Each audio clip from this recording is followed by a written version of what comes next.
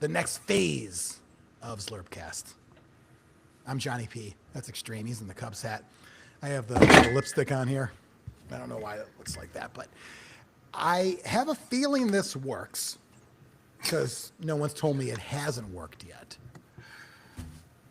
Extreme, are you excited for this marathon of a 7-11 approach to Zlurpcast? Yeah, absolutely. I'm excited to see how it goes.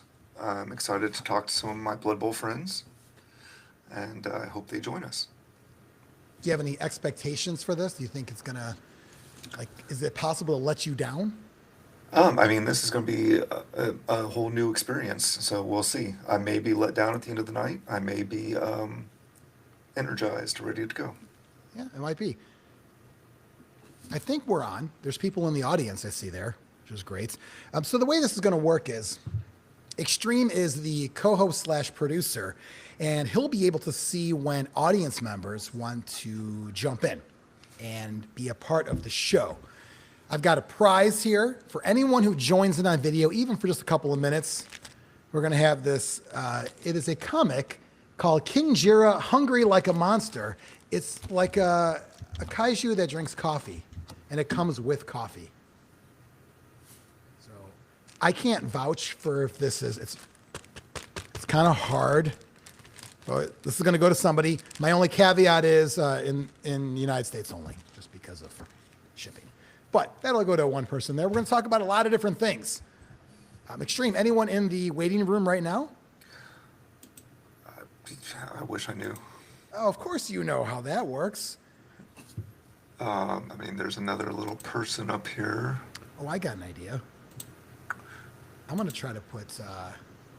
why don't we... Can you put the audience link in the YouTube comments? Scott Prime is here. He posted it in the chat. Okay. The audience link, and I can do that. Yeah, let's do I that. can absolutely do that. And while you're doing that, I'll chat with the other main guy. If he wants to join in. I don't know if he wants to tangle with us. I don't know. Scott Prime is here. Scott Prime is here.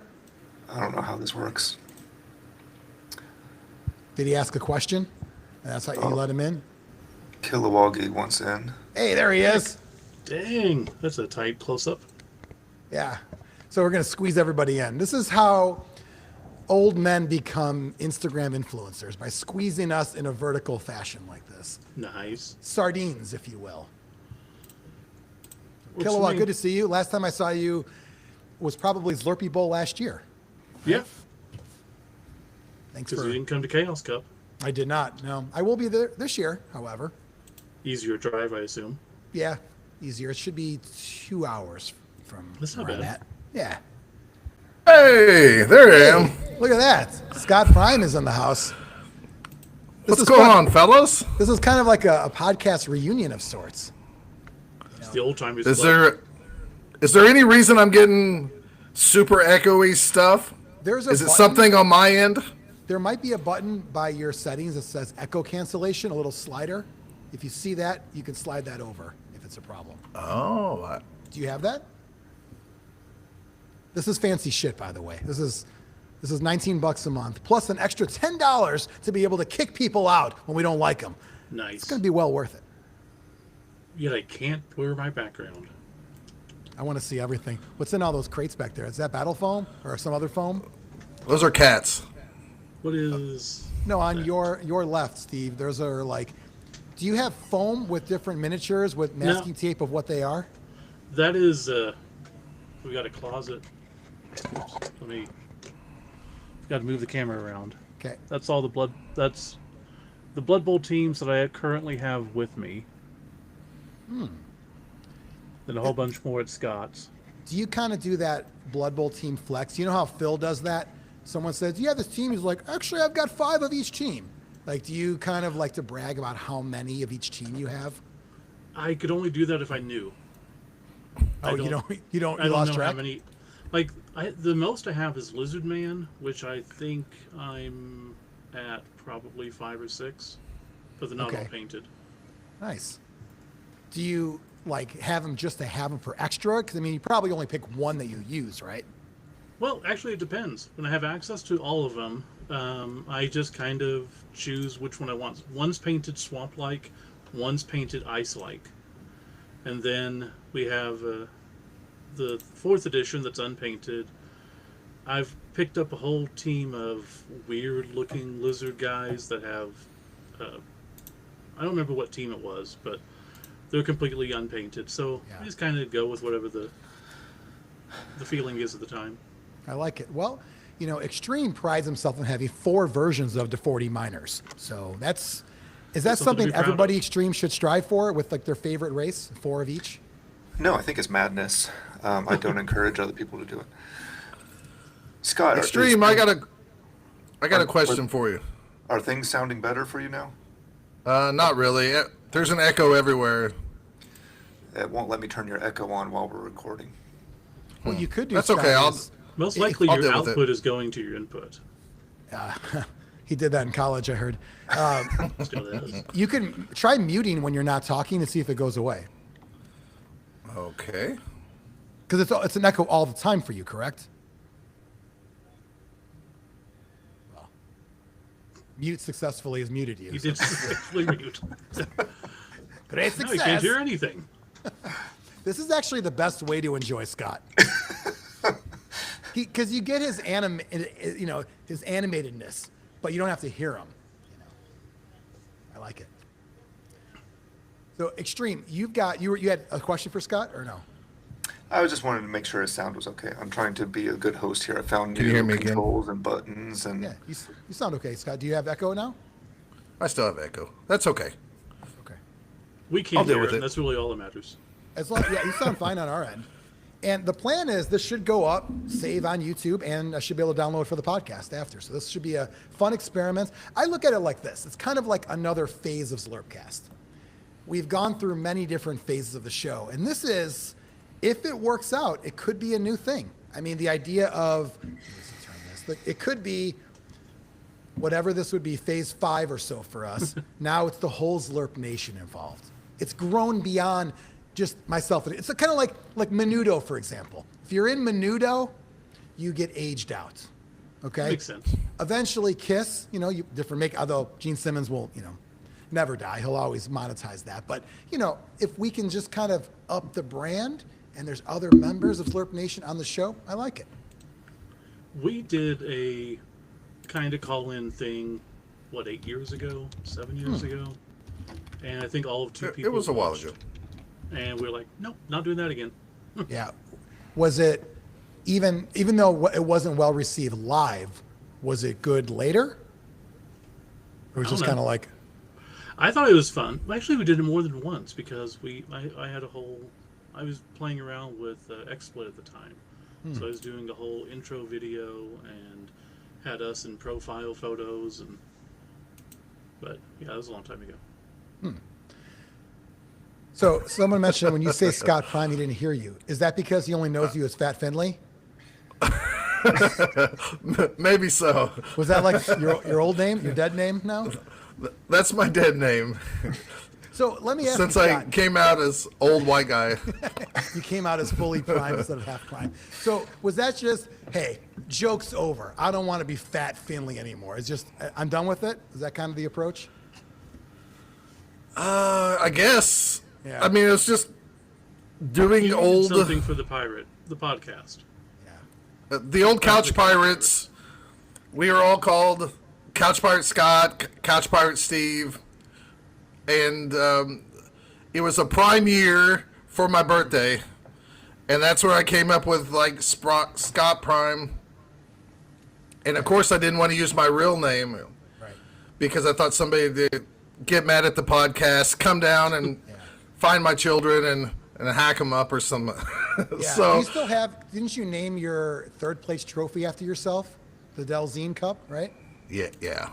So- So if So you're not, nobody like, knows, totally like, I'm so modest, I'm not going to use my name. You wanted to make sure. no, like, it was there's a trophy named after you. Delzine. Oh, the Delzine. coach. Okay. Different person. Different person. Yeah, if you're ever at a tournament and you go, I play some guy named Scott Delzine, that's me. Yeah, well, yeah. You guys have, I mean, from a tournament standpoint, I know, Steve, you've kind of been the bit of a Blood Bowl nomad of sorts as of late, planting your flag everywhere. But I mean, since both down the podcast started, you started running tournaments, it hasn't stopped, right? It's only gotten bigger and better all the time because you're adding more events to your circuit, correct? Well, not No? to our circuit. Like, we don't handle it, but so our last Oklahoma Bowl, we tried something different, and it failed spectacularly. So we actually had, I think, the smallest number since Oklahoma Bowl 2. But we had it at a hotel. Oklahoma was 2 days. Spiky was a sevens event. It was all weird. And we got a lot of feedback from people saying they don't like it. But also, it's not that we are running the events. Texas has blown up so much. You know, when we first ran events, Texas had one, and we went to it. Was that the Rod Cup? No, this was before then. It was the... Can't remember what it was. What was that thing called? But it was a Dallas tournament, and we went to it. I actually came in first, my second tournament ever. Nice. And then... Came in second. Yeah. We had it the just- same record. Wait, so only two You people showed up? nutsack. No, I think it was Yes. more. It was actually a decent number. But They were yeah, like, let the outsiders win. Come on, just give it to them. Yeah, ever since then, though, Texas has really blown up. They have events every other weekend now. Texas is like Florida. There's a tournament almost every other week. So if you are low on money, there's no reason to travel to Oklahoma and spend $500 for the weekend when you can wait 2 weeks or Yeah. 4 weeks and go to tournaments. And so it's a great problem to have, but it sucks for us. Right. It's kind of like, it's a great problem for the people that are involved in it, but it definitely affects. It's like, you know, like a Walmart comes into town and the mom and pop stores go away. Exactly. You guys are Correct. mom and pop, and I don't know which one is which. You can decide later on. We're feeling like the mom and pop store right now. Not all states are like that, though. Florida, Texas, but Extreme, you've seen in Indiana, it's gotten a decent amount of Yep, events flexible. happening. Yeah, we have a good amount, and I think next year it's going to be even better. But yeah, so Indiana's kind of come back alive, rallying around Zlurpee Bowl and other things. So yeah, next year I think we're going to be more active than ever in Indiana. Awesome. I like it. Well, bye, Scott. That's fine. But yeah, that goes back to one of the things I was mentioning before in a previous discussion. In order for tournaments to take place, you have to have someone who is dedicated to the game and willing to run it. The moment you have that big presence in an area, whether it's me and Scott, whether it's Extreme, whether it's you, you know, or Luft, you know, all these areas that have a ton of tournaments, there's one person who's really driving the whole community. And then you get a couple people playing, then they want to run tournaments, and just grows and grows and grows. Yeah. And you saw after you stopped doing Zlurpcast and you guys didn't go to as many tournaments or run them, the scene dried up. Yeah. Because there are and plenty it's- of people who like to be secondaries, but they don't want to be that primary focus. Yeah, it's strange because, you know, Extreme, you and I used to have this talk a long time ago about the, you know, what will the next generation do? You know, that kind of, you know, and there are times when there are events that are popping up. They're like, oh my God, I didn't even know about it. There's things that are happening I don't even know about sometimes because of maybe a lack of publicity and advertising. However, to your point, Steve, yeah, sometimes when like an anchor goes away, you see a bit of a black hole there. You know? I don't know if I want to ever be a tournament main guy ever again. A couple times in the last 5-6 years, I ran one here and there, but I'm just like, I don't have the same level of enjoyment anymore, but I could feel good about saying I did my time. It's like Yeah, a for sure. public service, you know? I think me and Steve both have the opposites opinion that I don't mind a tournament of 50 to 60 people, but I do not have a desire to run something as big as Chaos Cup or World Cup, and Steve wants to do all that. Yeah, I mean, It's just a lot of work. it is a lot of work. When I took over Chaos Cup, it was in 2011, and I only agreed to it if I could have a team of people because I knew back then, 14 years ago, I'm like, it's a lot of work for one person to do. And there are people now that run tournaments that size, and now it's double the size, one person. But for me, I just was already planning ahead for, this is going to be a lot, because I'm going to have rules questions, I'm going to have location questions, I'm going to have just random coach questions. People are going to want me to drive their ass around, pick them up. It was everything you can imagine. I was already envisioning all this kind of stuff, because granted, that was by far the biggest tournament I ever ran up to that point. I only maybe ran a 16 person before that, but I used to watch what Extreme would go through at Zlurpee Bowl every year, from when I went to my first one in 2005, I believe. And, every year thereafter, it was like, wait a minute, he's doing all this and more. So if I have to go through that, I need people. I need help. So I needed a rules person. I needed a facilities person. I need a money person, because I wasn't fronting the money.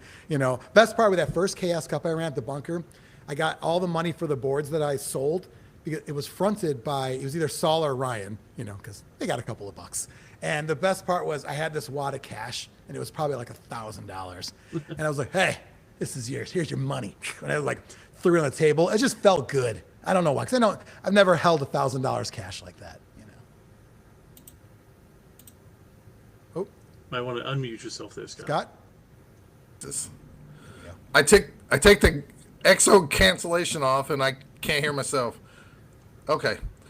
Are you guys having the same problems we are, where the old rules by heart, but these new rules in the FAQ, I just don't have it. I just won't retain in my brain. I think Extreme has done a great job of fully assimilating to everything current. I have that problem, though. No? Is that wrong, Brian? No, I'm just very honest about it. The rules are a mess, and you shouldn't be expected to memorize them.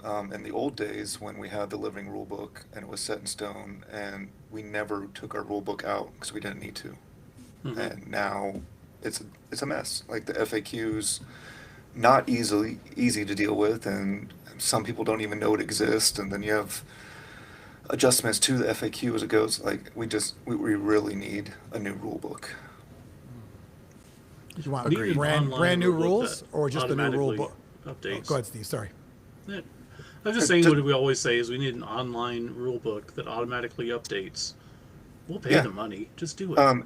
If there were like a player's app that had the rule book and it was searchable, that would be awesome. Yeah. Being searchable is the key there, though. So Extreme, I got a question for you. Sure. I was at the park today, taking my walk, fighting off diabetes here. Fluff-wise, Golden Toe Joe.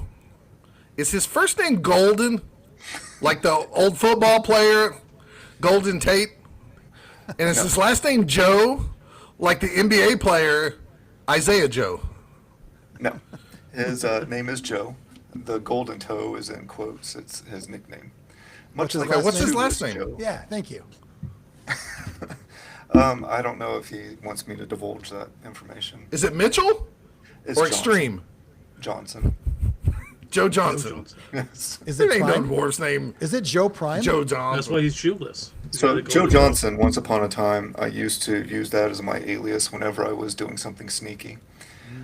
So if I was like talking myself into free movie tickets, I was very good at that. I would sign my name as Joe Johnson. And yeah, so he's Joe. Okay. Wow. I like it.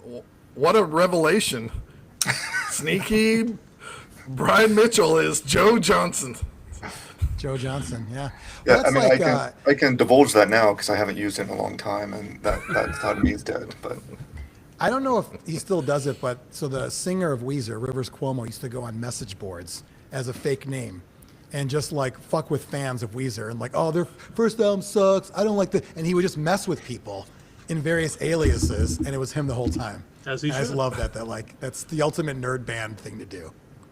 Back in college, I had a friend. We would get in this chat rooms, Yahoo chat, if everybody remembers those. And- Yahoo, or was it AOL Instant Messenger? What was your? No, it was Yahoo Messenger chat boards or Yahoo something is a like better that. one. Yeah. Okay. We had one in Oklahoma called the Oklahoma Room of Love. We would get in there, and I would pose as a female, Yeah. and he would pose as a little person. And we would flirt constantly in front of people. And of course, people would start sending DMs and stuff like it. But we do everything publicly. And then all of a sudden, he would send me a fake picture of him being a little person. And I always said, I can't date a midget, a little person, because my aunt dated one that was a drunk and beat her. That would rile the room up so bad. And you'd also find out who all the racist people were. Wait, is midget a race? Well, maybe in this scenario, we talked about the little person being African American. Oh, okay. So it was. So what was the biggest, I guess, hot button issue? Was it alcoholic, domestic abuse, little person, African American? What was the African American? Okay, that was one. So that's the most offensive. What was next? Being a little person. Okay. And nobody seemed to mind them being alcoholic or beating my aunt. Okay, so wow. So we don't care about the beating of your aunts, and we don't care about the drinking, but you better not be black. You better not be a midget. Oklahoma. Wow. Yep. Okay. So my go-to Hold on. on Emmanuel Lewis is on the line. Hang on. Just kidding. We don't have that kind of power. Mr. Papalopoulos. Ma'am, George. Sorry, extreme. so my go-to Was during that Dan the chat- Dierdorf? No, that was Alex Karras. Oh, okay. Sorry, Extreme. No, it's fine.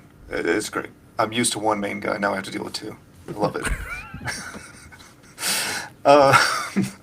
My go-to in the chat room days, I would go into the Disney chat rooms and just rant about how Michael Eisner was really the devil and get everyone all fired up and then leave. Oh, wow. As you should. Yeah. Have you mean, it checked was in any true, of those but- lately? Do they still exist? No. I don't know. I remember, I think it was probably when I was maybe a senior in high school, the library had one computer. It was just called the Internet. And it was a little tiny Macintosh, like the little screen ones. And it just said the Internet, like in like much like your label, Steve, over there, like just tape right over the Internet. Like, oh, this is it, this little box here. And we would go to it, and the things we would look up, it was just Use Group or Usenet. Was that like the only, and it was always Die Jar Jar Die. That was like, which is weird because that movie wasn't even out yet. So I don't know how they got like scripts and whatever, but people already hated it before. And then a lot of it was like just trying to find, I think we were looking up songs, but we would download MIDI files. And then we listen to MIDI files. It's like, what the fuck? That's not good. But it was like, why listen to the Metallica song on a CD when we had this MIDI file on the computer? It sounds like Nintendo. Yeah, I remember friends downloading one picture of porn, and it's like, dude, you have a stack of magazines right there. Yeah, but there's a chance you might, you never know. It's the internet. I remember. So get this. Years ago, this is a Blood Bowl related. Blood Bowl and internet porn tied together. There was a league we were in, the original Alpha League, the Old World Football League. And this was when we played in Dean's original basements, probably 96, 97. This guy in our league named Scott, not you, but you had some similar tendencies. Whenever he needed a little extra boost in one of his games, he just wasn't feeling, needed something, he had this folder he would open up. And it was a printout in black and white of the pink Power Ranger naked that he downloaded from the internet. And he would just pull out just enough, be like, all right, buddy, I'm ready now. Put it back in, close it up, and he's scoring touchdowns. It was pretty great. So it helps. Wow. It works, That's what Steve does with Bugs Bunny. Yeah. Yeah, of course. I mean, with AI, it's much easier now. Yeah. You don't have to use your imagination anymore. No, definitely not. That dress comes off. You ask for it, and it's just there. Almost too easy. Like, as, kind of Gen Xers, we feel like we should have fought for this stuff, and now we're getting it too easy, I've fought the long battle. I've had internet since 1993. Oh, wow. And I had a 2400 baud modem. So downloading one photo was basically overnight, if I was lucky. Man. And Were you on then bulletin boards back then? It was, I got into bulletin boards a little bit, but not as much. I did have my own dedicated phone line, so I was Nice. able to do that some. I remember Steve was going spoiled. basically on those just to go play the fishing games because that's what I liked. What do you mean fishing? Like trying to get There was- information? No, there was legit Like trying to meet games and bulletin boards. older Oh. grown men on the internet Wait, to do you take mean them fishing. Fishing with an F or PH? with an F. Like, Oh, I thought you were trying to steal credit card numbers in the early 90s. no, that'd be nice. Would have been easy to do. Would have been set for life. Yeah, actually fishing. Got it. Someone mentioned Morpheus, the Zlurpee Bowl forums. And so I'll tell you what, that extreme, you had the Zlurpee Bowl forums. The one thing I'll give you something I loved about it and something I hated about it. What I loved about it was you found a way to make that become almost the hub for everything. It started off for just you and your tournaments, and then everything went through there. What I hated about it was so bright green, and all the jobs I was at, it'd be very noticeable when people walk by. And everybody go, what are you on? What are you looking at? What are you doing? If it was just like a black and white website, or nobody would care. But because it was green, it's like, what is that? And I have to fucking explain it. Well, this game's kind of all the lines, right? Chess, Lord of the Ring, all the bullshit lines. And that was like, fucking green. Got me again. Forums back in the day. Yeah. We're all I old. had a forum. So my wargaming group, we were called the War Realm. And the War Realm forum, we had a secret, we had a secret group for one level in that you had to like make it to that point to get to those. But then what the people in the secret group didn't know is there was an actually further secret called the Inner Sanctum that no one knew about. There's only 3. So in that 3-person group, that was what we had planned to show the people in what they thought was the secret group. And they thought they were seeing everything. So what we would do is we had a anything goes section. And there may be like, I don't know, like, topless girl shoots machine gun. And we would then see how long people were on that post for, because it would time out, like it would list how long you looked at this post, I guess, for. And so anytime they got, a little bit of attitude, needed to be like put down a little bit, like, hey, you know what? Hey, you spent 19 minutes looking at a topless girl with machine gun, okay? You got enough problems. We had that data. It was like a little like knowing what people were doing. It was kind of, That's the nerdiest bullying I've ever heard. yeah, it was awesome. Extreme Johnny, real quick. Half those people are not my friends anymore. Anyway, Scott, go ahead. So I'm going to leave here in a few minutes. Are you guys reading the Energon Universe stuff from Image and Skybound? Nope. I am The not. new Transformers, the new G.I. Joe. I gave the first issue of Cobra Commander a chance and the first issue of Duke. It wasn't grabbing me because I didn't want to hear Transformers stuff. I've heard nothing but great things, but I've been really stubborn about saying no. It's okay. Okay. I mean, I still read both. It's surprisingly good to me.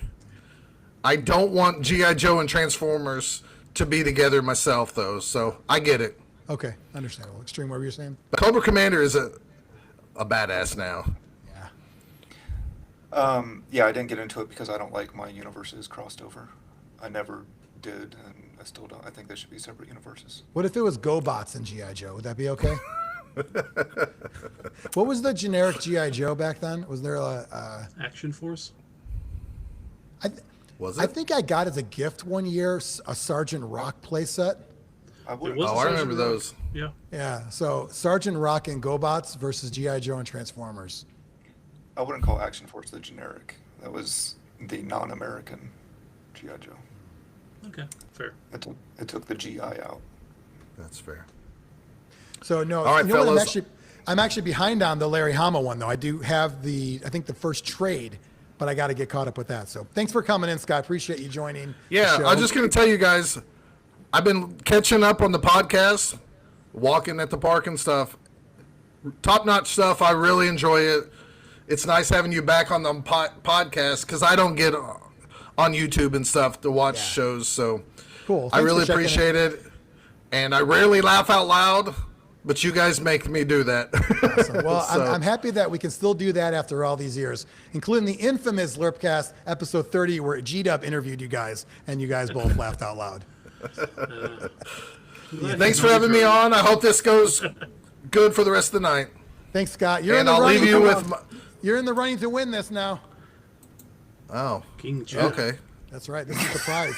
What? That looks amazing. What the fuck? Extreme, All right. get him the fuck out of here. Extreme, boot his ass. Boot his ass. Boot him. Peace out. Yeah. Not of your own volition. Here, you got him. Did you hit that? I Did you did. boot him? I think he was doing it at the same time though, so it wasn't Just really. tell a me boot. yes. Well, I'm Yes. going to bow out too, so you can bring in some other people. Thanks, Steve. Appreciate you coming Always good in. catching up. Talk to you Yep. guys later. And we'll see you in an upcoming tournament. Later, Yeah, buddy. absolutely. So how'd that go, Extreme? Just the way you planned it? Exactly the way I planned it. Yeah. Yeah, I'm I doing think my it's- best to keep up with the chat here. We have some people on the chat. Tom is in here, and Frozen Flames in here, and Morpheus and Al Capone.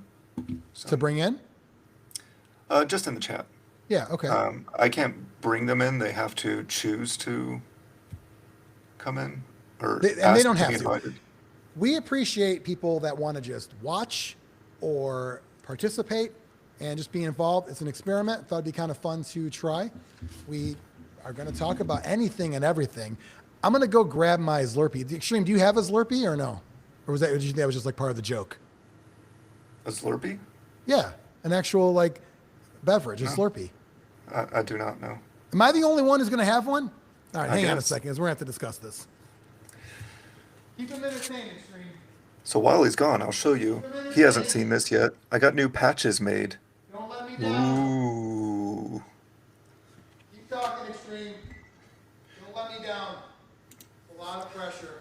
So I will have those patches at Zlurpee Bowl and at Chaos Cup with me as well if you want to get one for yourself. All right, we're back here. Hey, So- check out my oh, shorts. Heartbreak Kid.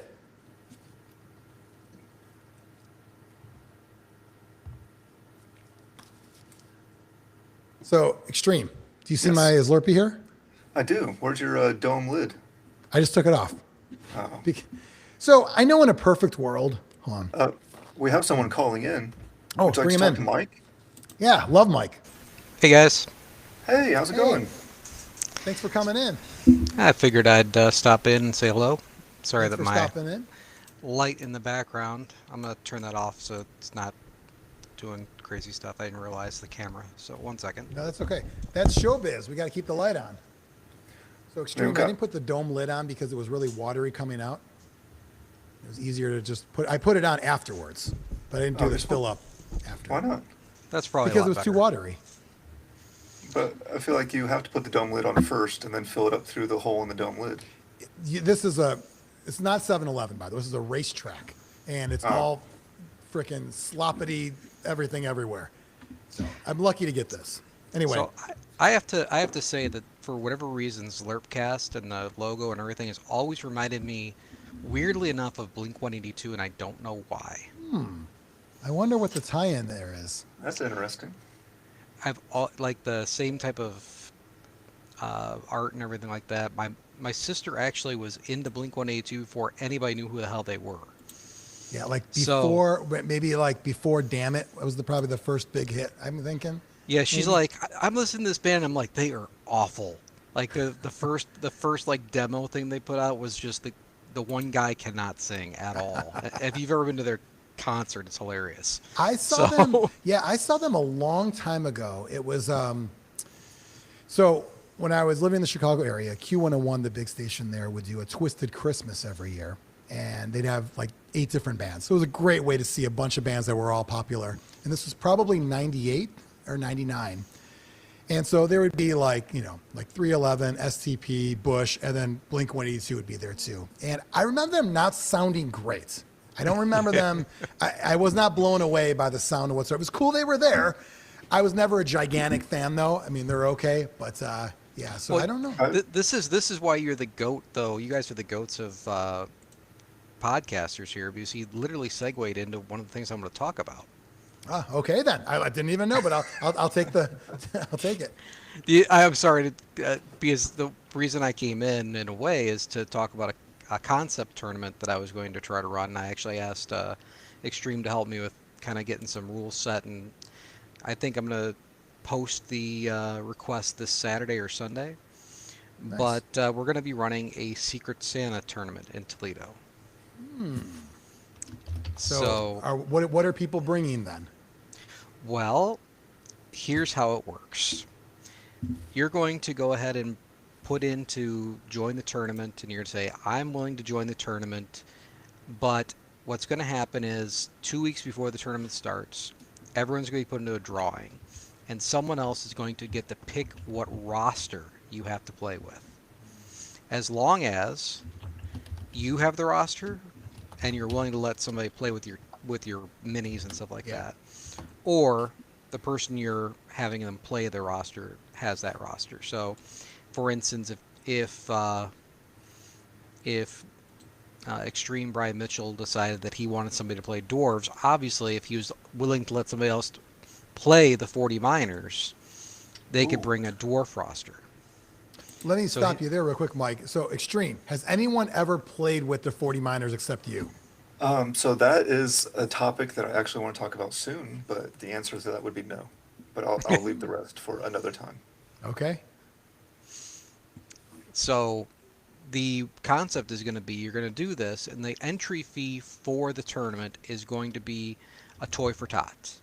Great. So if you bring one toy for tots, you get to join the tournament. Somebody else is going to pick your roster. You're going to pick somebody else's roster, and you're going to get a reroll. However, if you want to bring 2 more toys, you can have up to 2 more rerolls, and they are basically put into the build for you as is.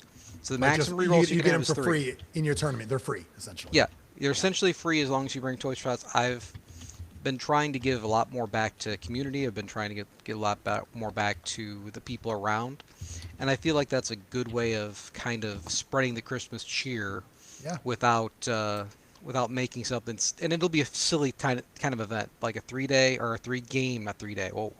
3-game event. Maybe one day. Maybe one day. Yes, that would be awesome. So Tom said, "I'd rather like tits for Tom."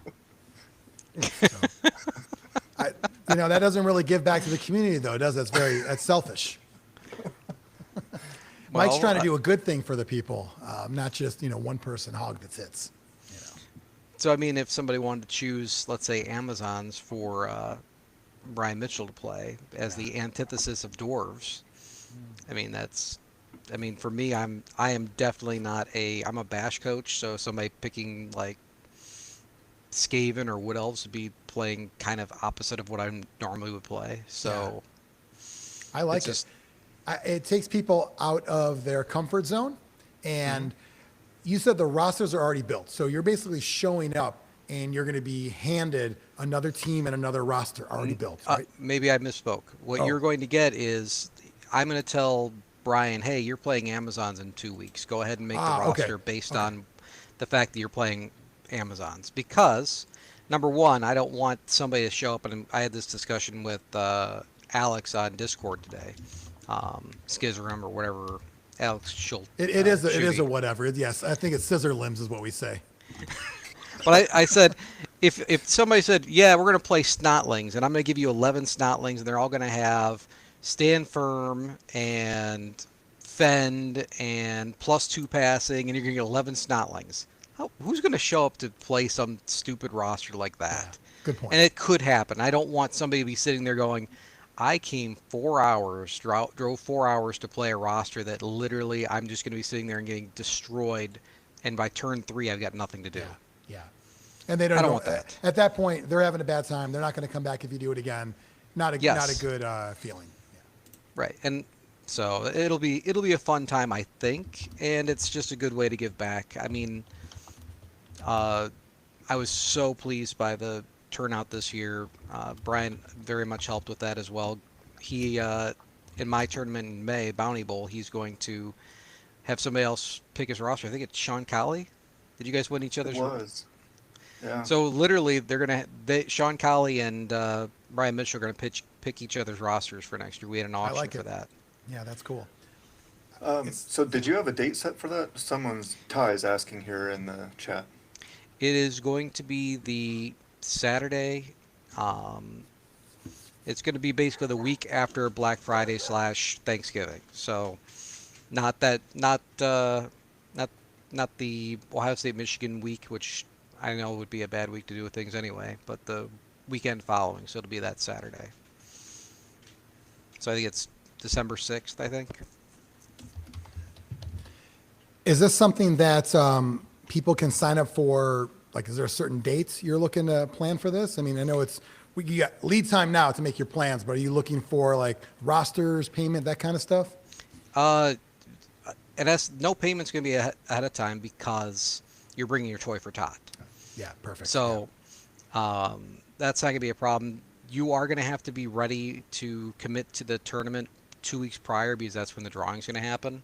Okay. And the only way we're going to draw additional rosters if we got like 2 more people that say, hey, it's a couple days before, can I join? There's 2 people, I can have them swap maybe.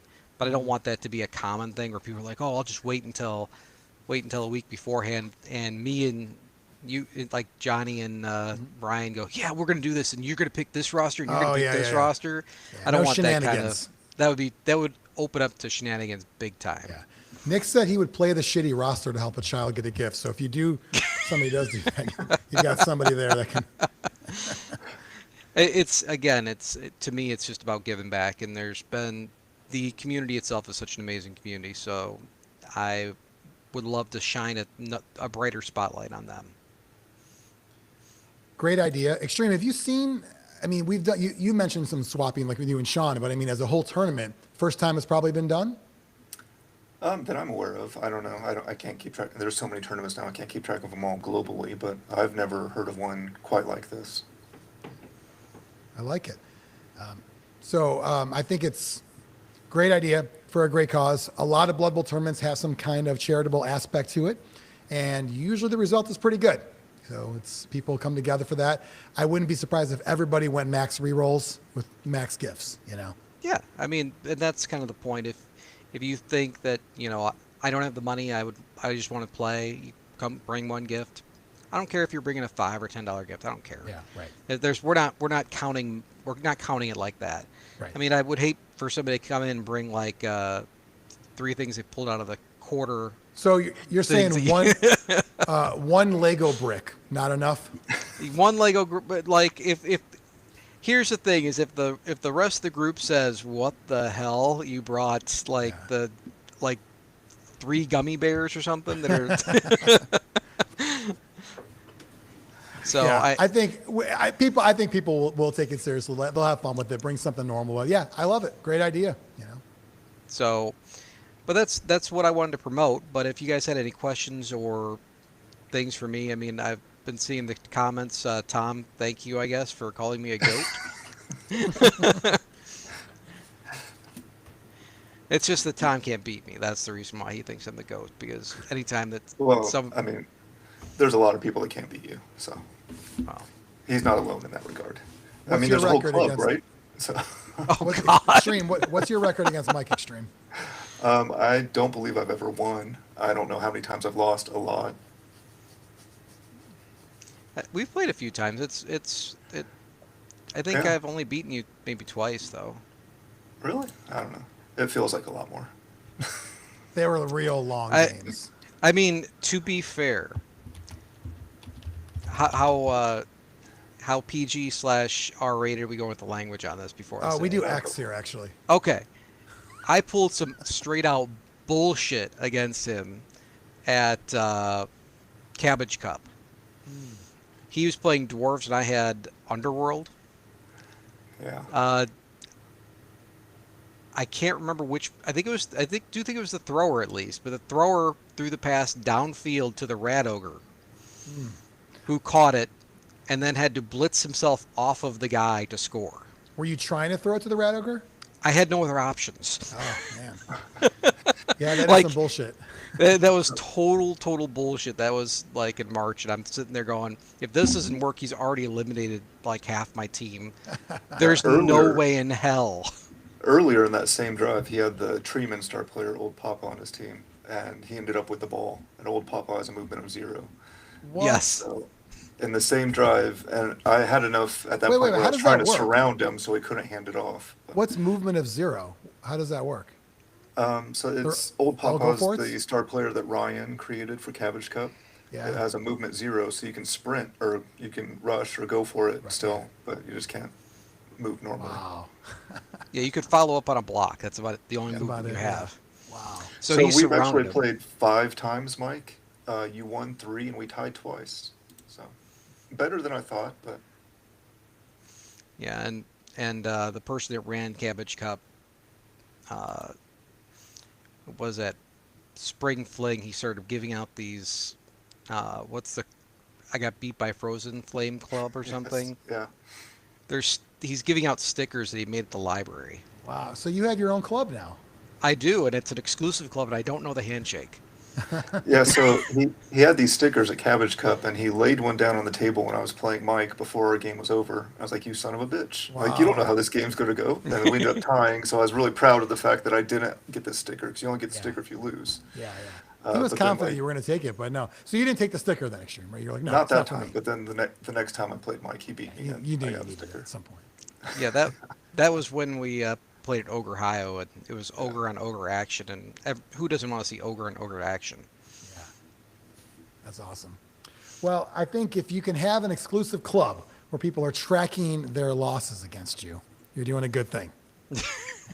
Some- You should have seen he comes up behind me at Spring Fling and he's like, "Hey buddy, you know how Ryan O'Leary is." I'm like, "Hi, how are you doing?" He goes, "I got something for you, or I got something for your opponents, and please, like, don't get mad or anything.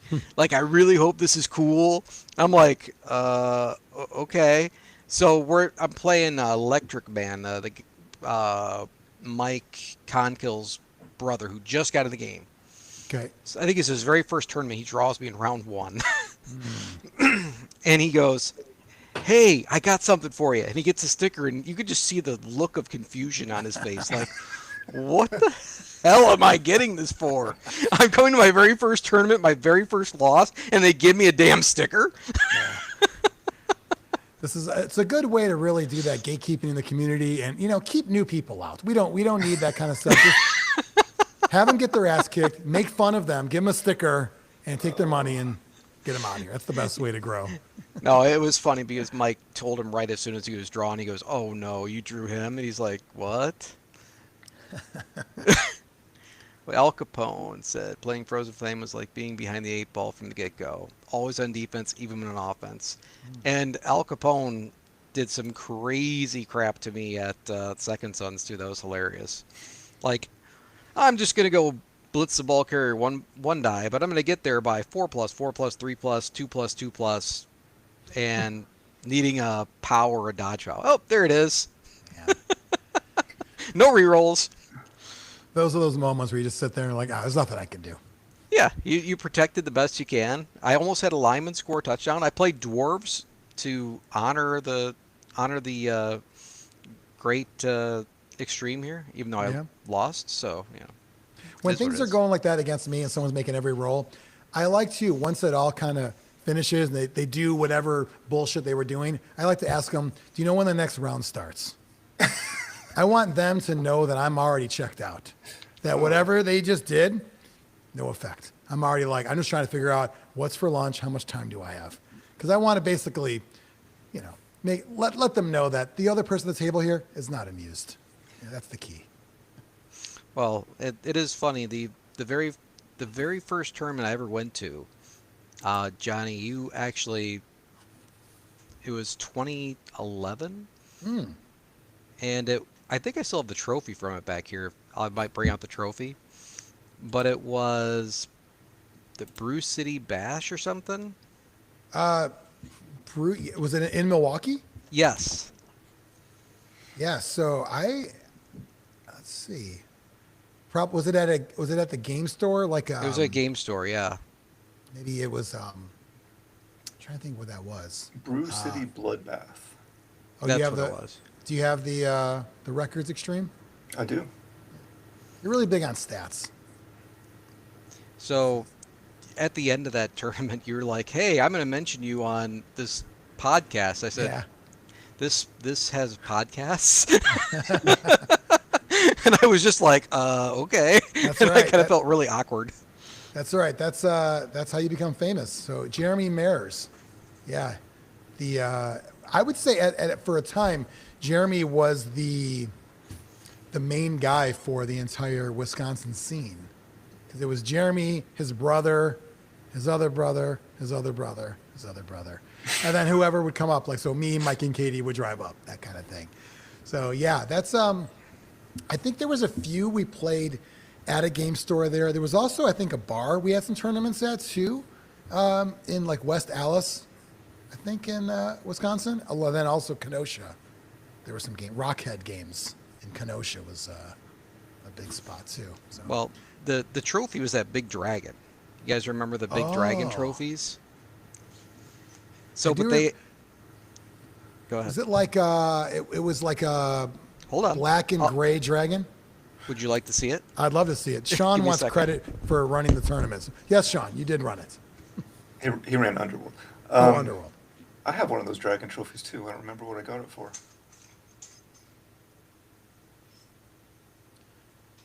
It's a cherry Coke, but it's Coke and cherry mixed together. Huh. What the hell did I get that trophy for? Did you get like a participation trophy? I don't think so.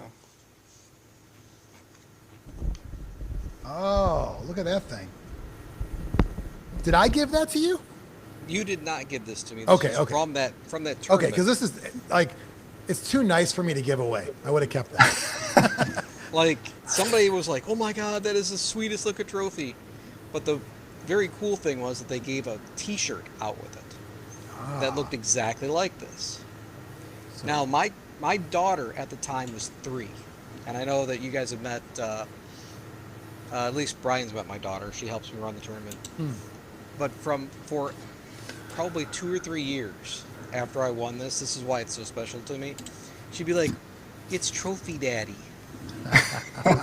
This is my Trophy Daddy. And every like time I it. wore this shirt, I'm like, now that's just a cool thing for a 3-year-old to tell you that you're That's a right, Trophy Daddy. Daddy. I've heard of Trophy Wife before, but not Trophy Daddy. It is probably one of the cutest stories of all time because she was just like, she would just come up and be like, Trophy Daddy, and she'd want to go where the trophy was and be like, ooh, dragon, That's awesome. or dinosaur, depending upon the day, you know. Right, exactly. And I'm sure she's happy that that wasn't the only trophy you won. That wasn't a one and done. Yeah, she wasn't really as excited about the other ones when they weren't like big dragons and stuff. Yeah. She's like, oh, you got a little cup, okay, Yeah, whatever. yeah. Like, It's hard to top that. I thought, so Extreme, you have one of those too? So I think we have a lot of people in the chat chiming in with their dragon trophies. I think we're all getting confused because Jeremy gave those dragon trophies out at all the tournaments he ran. So I think we're all blending our memories from 13 years ago or however long it's been, 14 years ago. Sort of like a dragon trophy Mandela effect where we all have this kind of shared thing. Because they're all Jeremy's tournaments though, right? Yes, yeah. Okay. Yeah. So that's He cool. was known for these awesome dragon trophies. Like what was the hookup there? How did he get so many dragons? I have no idea. One of his brothers, probably. Knows a dragon? Yeah, not that brother, but the other brother. The other one. Yeah. Okay. Actually, was it his? I think it was his brother's brother. Actually, Oh, okay. Oh, that makes sense too. That not guy Jeremy's is- brother, but Jeremy's brother's brother. Jeremy's brother's brother. Yeah, yeah. Yeah, And then Yeah, this guy he knows in the alley around the corner, he sells dragons on the cheap. It's pretty cool. Is it like she sells seashells by the seashore, but Jeremy's brother sells dragons by the drugstore? I think so. I think so. And the drugstore is also the game store. Weirdly enough, it's in the other door in the back there. But yeah, So that's probably what it was. Because I think I probably have one somewhere, or had one at some point. Was it mounted on like a dark brown base? Mine is mounted on a regular wood, like it's I'd say it's an oak finish probably. Okay. Sean said he won the inaugural one and he beat his whiny brother. Which brother? Which brother? They weren't all whiny. No, some of them were super high. Oh yeah. So they would basically Mario would eat the mushroom to get bigger. So it was that kind of effect at Blood Bowl tournaments. And they would get better, so as usually most of us, it's like, things aren't going so well. They would go outside and come back and start doing better. Like Popeye ate his spinach. Kind of nice. Which I don't want to pass any kind of judgment on that. The only time concerned me was when I was running Zlurpee Bowl in schools and they were like going out. I was like, guys, like, maybe not today, maybe not here on the school grounds. Is that frowned There- upon? Yeah, I don't know. I felt uncomfortable. It is frowned upon in this establishment. Yeah. Well, is that why you got kicked out of the school, Extreme? We didn't get kicked out. No? We grew out of it. I love that. Really, story. what happened is all the people got old and no one wanted to sit on those damn seats anymore in a lunchroom in the school. You know, that without a back, because they were tables. Yeah. They were like bench tables. Great to look at, like, you know, like, oh, what a cool setup. Like, we're all spread out. But yeah, after a while, it was by the fourth game. At this point, I'm actually picturing you guys in like the little preschool chairs, like with your knees all the way up here, and you're playing. There were a couple years where it was pretty close to that. Yeah, I think, is that where we had the T-shirt dress thing, Extreme? Yeah, yeah. Someone had a really long T-shirt and they would wear like a dress there. That was kind of, it made even more sense because they were on a tiny chair as well. But yeah, I like that setup though as Zlurpee Bowl because you had the stage. Yep. And having a stage to do announcements, it is better than just standing in front of people at a game store because it feels a little more like a bigger deal. You've got their attention, there's awards, it's more of a ceremony. So I thought that worked out really well. It Yeah, definitely gives I the agree with gravitas to it. A lot of gravitas.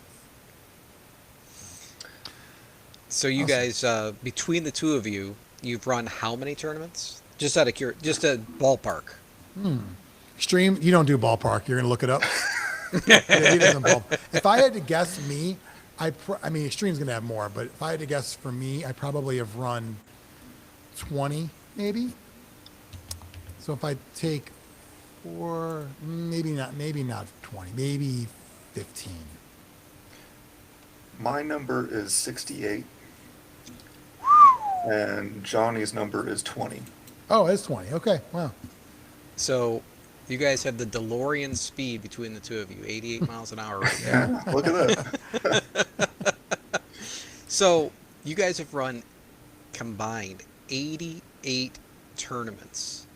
That is amazing. I want to give you guys props for that. Oh, thanks. I didn't. Yeah. I didn't actually know the numbers, but I knew that I saw the list and it was like, scroll for Brian. I'm like, Yeah, especially for Brian, because, I mean, there was a time where I had the luxury of knowing other people when in the Chicago area, other people ran stuff, Mike and Jeff, and there were other things going on. Extreme, you, for a while, kind of had to do a lot of it yourself, right? I don't know if I had to. I chose to. I mean, Yeah, sure, though, but I mean, to make it happen, somebody had to, and it was you. yeah, no one else in the area was doing it. And then once I started doing it, it kind of got the ball rolling and encouraged other people to jump in and help too and run things. And Do you think you ran a series of street ball tournaments? Is it street ball or street brawl? What's the word? What's Street Bowl. street bowl? Okay. The other But one we is- were calling it Street Brawl at the time because we were worried about things. So you ran a series of street bowl tournaments. That was before people were like doing these tournament circuits. You were already doing that 15 years ago, where you're like, I'm going to run a tournament. It was every month, right? Every month for a year, pretty much. Yeah, so that was the first tournament series I ran. There was actually one after that that was more Blood Bowl focused. So Street Bowl was every month, and it went for 2 years doing that. Then we also did a Great Lakes Championship Series tournament. That was, all the tournaments in the area, Midwest area. wow. So I did want to at least give you guys, because I know you guys don't really give yourself the props that you guys deserve for the amount and the community that you guys have helped grow in the Midwest between the two of you. I mean, your podcast, great. Your experience running tournaments is, 88 tournaments between the two of you. Even if you only had 3 games per person and they attended every one of your tournaments, that'd be what, 250 games in essence? So cool. I mean, Thank you. Appreciate it. That's It's almost huge. like it's almost like in football they have those coaching trees, like who is in Bill Walsh's coaching tree or Andy Reid. We like to think that over time, many tournaments I ran, I just stopped and someone else took it over. Usually that was Mike Muller because it's like, well, he's great at picking up. I say picking up my garbage because I'm like, I'm done with it already. But like an extreme, you ran other things, but we wanted to get the ball rolling because we wanted to make sure that there's a place to play these games that we enjoy, but also to remind people that you could have fun running stuff. And I looked at it from the standpoint of take a break. If you're not doing well, maybe you lose more than you win on most of your teams and all that, take a break from the misery of losing and run a tournament. And that's a way to kind of still have some fun and be a part of it. And I think the tournament circuits, because a lot of them give a point for people who run tournaments, right? Like when you get like, so that's kind of nice. You're not playing in one, but you're getting something for running it. That was kind of the mindset of, you know what, I'm going to run one. You know what's great about running a tournament? You can't lose. It's impossible to lose if you run a tournament. The one thing I would say, a lot of people don't run their first one because they're afraid to, because they think it's too much work or they're not going to know how to do it. I would encourage you just to do it. It's not that bad. It's going to be easy, especially if you're aiming a little low and you can ask anybody, and everybody is going to have reach out and help you and give you advice and help you through it. And then once you do one, you'll see that, this isn't really that big of a deal at all, and you can, go on to do future ones and maybe bigger ones if you choose to. Yeah, and I've only run 5, so I mean I've got nothing on you guys. But at the same point, Morpheus in the chat was saying that he was inspired to run tournaments from Extreme. I basically got back into the game because Morpheus ran a tournament in Ohio, and I'm like, I don't want to go to Milwaukee again to play in a tournament. Drives 5 hours in horrible, 6 hours in horrible weather to get there, in like February. When you went to Wisconsin, were you in Ohio at the time? Yeah. Oh, wow. Okay. So definitely it's my very first tournament, I went from Toledo to Milwaukee. And that was my very first experience, and the weather was atrocious driving up there. It should have been like a 6.5 hour drive, and it took like 9 hours to get there. In February. Well, so that's why you're trophy daddy. You powered through. Yeah, exactly. The trophy daddy. More or less by the time I got there, I'm like, ugh. But I guess the last thing before I leave here is, for you guys, like at AMA, for me, if there's anything you guys want to ask, because I think you guys are doing a great job, and if there's anything that you guys want to ask or the chat wants to ask, I'll be happy to answer it real quick, and then I think a half hour seems like a good time to have your guests on, and you can go to another one. So yeah, I love it. Any questions for Mike in the chat there? While we wait for a question to come in, do you have your plans for a Chaos Cup set up? Are you going to Chaos Cup again this year? I am planning on going to Chaos Cup. All right. I've registered. I haven't gotten a room yet or anything. I've got I may end up going to see a friend that's down there. He just moved down there.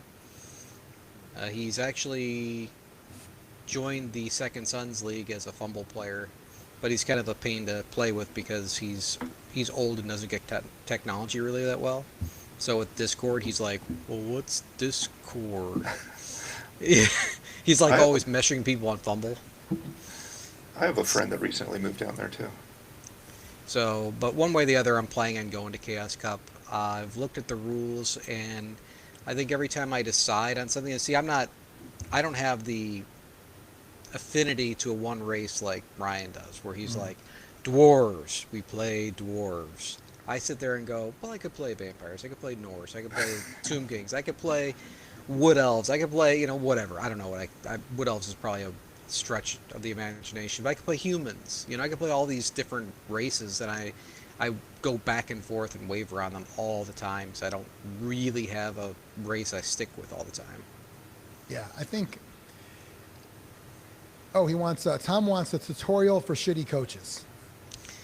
So, when am I going to give out tutorials for shitty coaches? So, I guess I'll have to ask for a little bit more clarification. Are you looking for coaching, or are you looking for, here are things not to do? Because if that's the case, I can probably go through and point out things not to do, and it's not that difficult, but I would say, why don't you give the top 3 mistakes that these alleged shitty coaches should not do? Okay. Top 3 mistakes a shitty coach, like when you sit down and a shitty coach is across from you, you don't know anything about them. Yeah. You know that you're going to shitty coach when, number 1, they open with a 1-die block. Yeah. If they open with a 1-die block, and especially the guy doesn't have block, unless it's that keystone move that anything but a skull and everything opens up, maybe. But they open up with the 1-die, and you're like, oh god, this is gonna be one of those games. Yeah. The second one is, hey, I'm gonna dodge around a ton, and I've still got 4 guys laying on the pitch. Yeah. There are certain teams that, if you're playing, say, Skaven, or you're playing a team that's really easily beat up, and you want to keep those guys on the ground, that makes little sense. But you've got dwarves, and he's like, hey, I'm gonna dodge my lineman over here to get a 2 dice on a block, and you're like, you still have 4 guys on the ground. What are you doing? Yeah, that's not keeping them safe. That's just I wasn't even thinking about that. Yeah. The third one kind of goes along with the first one, is leading off when you don't have to with loner blocks. Like when you start your turn with a loner block, especially unless like you said, it's a keystone block. If you're sitting there with a situation where I get this block, I get this guy moved out of the way, everything becomes easier, and I can just build a nice cage or a nice screen or whatever, and I literally can put myself in a great position to score, or it means you can score. But there are plenty of people that, like Tom, we'll just use that for an example. Yeah. Not that I'm going to call Tom out or anything. No, I don't think he does this, but like the Blood Spawn is such a good piece. It starts with Claw and Mighty Blow, and if you give it block, you're like, oh yeah, this is great. If you don't have a 3-die block to start with, and you're trying to block with that first block, if you have rerolls left, that's not always the best move. You want to give him a chance to hit something with 3 dice, and not put yourself in a loner position. I think, of your 3 points there, the first 2 are definitely the like, come on, you know better. But sometimes there are moments where people think, I got a big guy, I got 2 dice. What's the problem? Because the thought is, I'm going to get a push. No matter what, I'm at least going to get a push out of it. And then ultimately something bad happens, the bolt down is rolled or whatever, and then you have to decide. Am I going to waste this, possibly ruin it anyway? And I've been burned by that before. I don't typically take big guys on most of my teams. I don't want the added pressure and stress of thinking, I've got this guy that can just demolish people on the line, because usually it backfires on me. So I usually don't mess with it. But when I've been in that situation where I'm like, why the hell did I do that? I should have waited till the last thing, but I was thinking 2 dice. 2 dice, I'll be fine. And I'm not. Yeah. So- and the thing is, go ahead. So I think one of the big steps in growth that I took as a coach was when I started realizing that your turns are a resource that you have to manage too. I think it's very easy when you just get into the game just to kind of think like turn by turn and not think, what am I going to do 2 turns from now, 3 turns from now? Where am I going to be? Where do I want? What's my goal? What's my opponent's goal? And time being that resource. Because I think when you start in the game, your big resource that you think about is rerolls. Do I want to use my rerolls up early? Do I want to save them?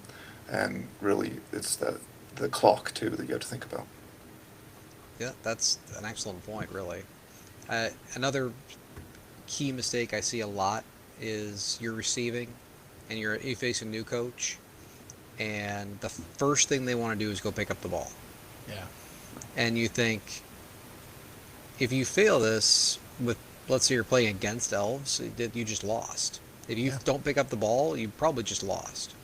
Because you didn't screen, you didn't do anything else. You're like, I'm just going to go pick up the ball with the skink. And they run over there to 2 squares from the other side, from the other opponent's side, and goes to pick up the ball and rolls a 2-1. And you go, well, what do I get to do now? Well, your turn's over. What? I would agree. Yeah, there's definitely that. The foresight to plan ahead, to know that you've got to set yourself up, because plan for something to go wrong. Something I learned over time, but I don't always take advantage of it, is the idea that just doing nothing. Like the idea of saying, like, I'm just going to move him here. That's it. Trying to voluntarily end your turn it's hard for me because there's so many things I want to do, but it's like, you know what? No, I'm going to let you mess up. I just want to get in position here. So I try harder to basically do what I can, and then almost like know when to hold them and fold them, kind of thing. Like, you know what? I'm good right here, and I'm trying to get better at that. You know, That is an excellent point. Sean Cowley and I played a game at Buckeye Bash last year where I had ogres, he had lizardmen, and I had all of his lizardmen marked by ogres, and I just was passing with my ogres because they hadn't bonehead. He's like, "Will you try to block me?" I'm like, "I could fail, and then your guy's gonna be free to go hit this little Noblar that is defenseless against you." yeah. You're making me dodge 5+. Yes, exactly. I'm making you dodge 5+. You can Good make the luck. dice rolls, not me. So Exactly. Frank Bradford's play style leaned very heavily into just let your opponent roll dice, let them be the ones that risk things, and he would just not do it like you were talking about there. But he took it to an extreme, and he was very good. And playing him constantly was very frustrating sometimes. Yeah. That's one person I've never played or even been in a tournament with that I'm aware of. So extreme, does Frank go to Zlurpee Bowl still or no? He registered last year. Something came up, and he wasn't able to attend. Okay. This year, Maybe he this is year? planning to be there. Unfortunately, I can't be there because of the weekend that it happens to be this year. Yeah, no worries. Yeah, that's awesome. Well, Mike, thanks for coming on. All the kind words are much appreciated as well. I'm glad to have the Trophy Daddy on. And we're going to keep using that nickname wherever we can because it sounds funny when adult men say that to each other as well. Well, well, you could be my trophy children. Wait, Okay. Yeah, that's fine. All right, guys. Thank you so much for having me on, and hope the rest of your show goes great. All right, thank you.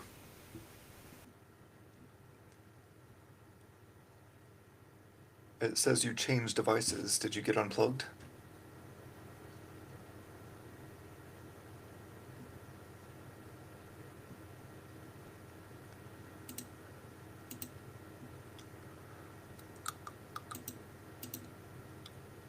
We're not hearing anything you say. Did your mic get unplugged? It says you changed recording devices.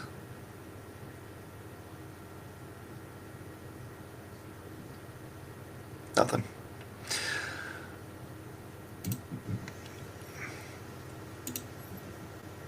Anybody else in chat want to come and join us? Or any topics you want to throw out there for us to discuss once Johnny gets his thing figured out here?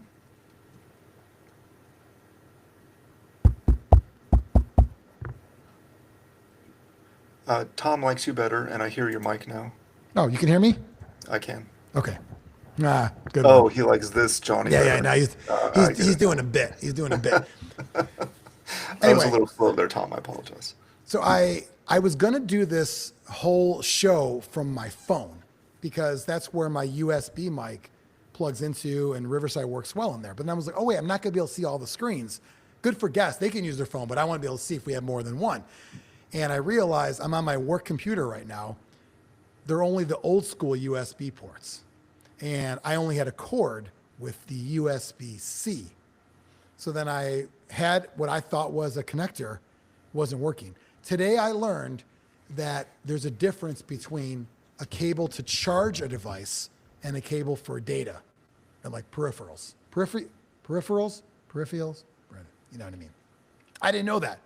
So I had, like Heather has an Amazon or I don't know, Nook or something like a tablet, and it was the same thing. Plugged it in, it wouldn't recognize the mic. Once in Walmart, grabbed a charging plus data cable, and that worked. Did you know that already? That there's a difference in cables? I did know that, yeah. Okay. Well, you're smarter than me. So. I think because I've always had, because the cable that came with the mic for my phone is USB-C to USB-C, and it was no issue. So I just like, that's fine. And I never tried a different cord at all. I'm like, oh, okay. Makes sense. That's different, but I don't know, maybe not labeled totally fine, but a lot of good comments. I wanted to, Sean was commenting and said he covets my ogre team. If it's the one I'm thinking about, I don't have that anymore. Is that the one didn't he buy it from me? Sean, didn't you buy an ogre team from me? The one that Phil painted? Because the only ogre team I have are my muscle men that I painted like wrestlers. And the Ogrando Rage. Still have them. Shockingly, they look pretty good. And yes, segue, I do have a Hulk Hogan on the team. Yeah, the one Phil paint. So Sean, I think, bought those. It's a good-looking team, the Phil one. That was the original Ogrando Rage, by the way. That's why the colors were on there. And then I made my own. I had a Hogan model on my Ogrando Rage Blood Bowl team. And I have a Hogan model on my Orc Street or Beach Bowl team that I'm bringing to the Baja Beach Blast Extreme. So I wanted to ask you, Extreme, on our sort of topics with each other here. We had 3 unfortunate deaths this week, and they do come in threes. So we had Ozzy, Hulk Hogan, and one of my personal favorites, Malcolm Jamal Warner, Theo from The Cosby Show. What would you rank those and how bad it hurts you? How much it affected you? The only one that really affected me was Ozzy. Yeah. Okay. Hogan at one point in my life would have affected me the most, but Don't no. care for him. Yeah. Last 10 years of his life, he basically dug himself his own grave. All the booze and everything. I mean, yeah. For me, I mean, Ozzy, huge, and I was a big fan of The Cosby Show, so Theo was a shock. I got to interview him in the past. You know, I interviewed him when he had a show. I think it was there a show called Jeremiah or Jericho or something he was on with Luke Perry? That sound familiar? Anyway. I have no idea. But Chuck Mangione as well died today. Yeah. So yeah. more details have come out about his passing, and it is just horribly tragic. I can't imagine. Which ones? Theo's. Yeah. Well, you know, it's crazy when you are in other countries. You forget sometimes about no one's watching out for you anyway. Jericho was not Malcolm Jamal Warner. And what am I thinking of? I don't know. Someone can correct me. So I want to thank Mike for coming on, and Scott and Steve. They'll all be eligible to win this amazing prize over here. It's coffee and a comic. Extreme, I wanted to talk to you. We said we were doing a live Zlurpcast. Bring your own Zlurpees. How come you didn't bring a Zlurpee? I thought our guests were bringing their own Slurpees. I didn't know I was going to be required to supply my own. Well, I actually don't have a beverage at all. I'm getting a little dry. I may need to run out here if we get someone else to fill my spot on. you don't want me to just riff myself? I mean, sure, but I thought you liked someone to bounce off of occasionally. You don't think Keep I have a it going. monologue? You don't think I have a monologue planned? No, I mean, I think you could, but I think you like to keep your momentum going. Of course I do. Of course I prefer to have somebody, yeah.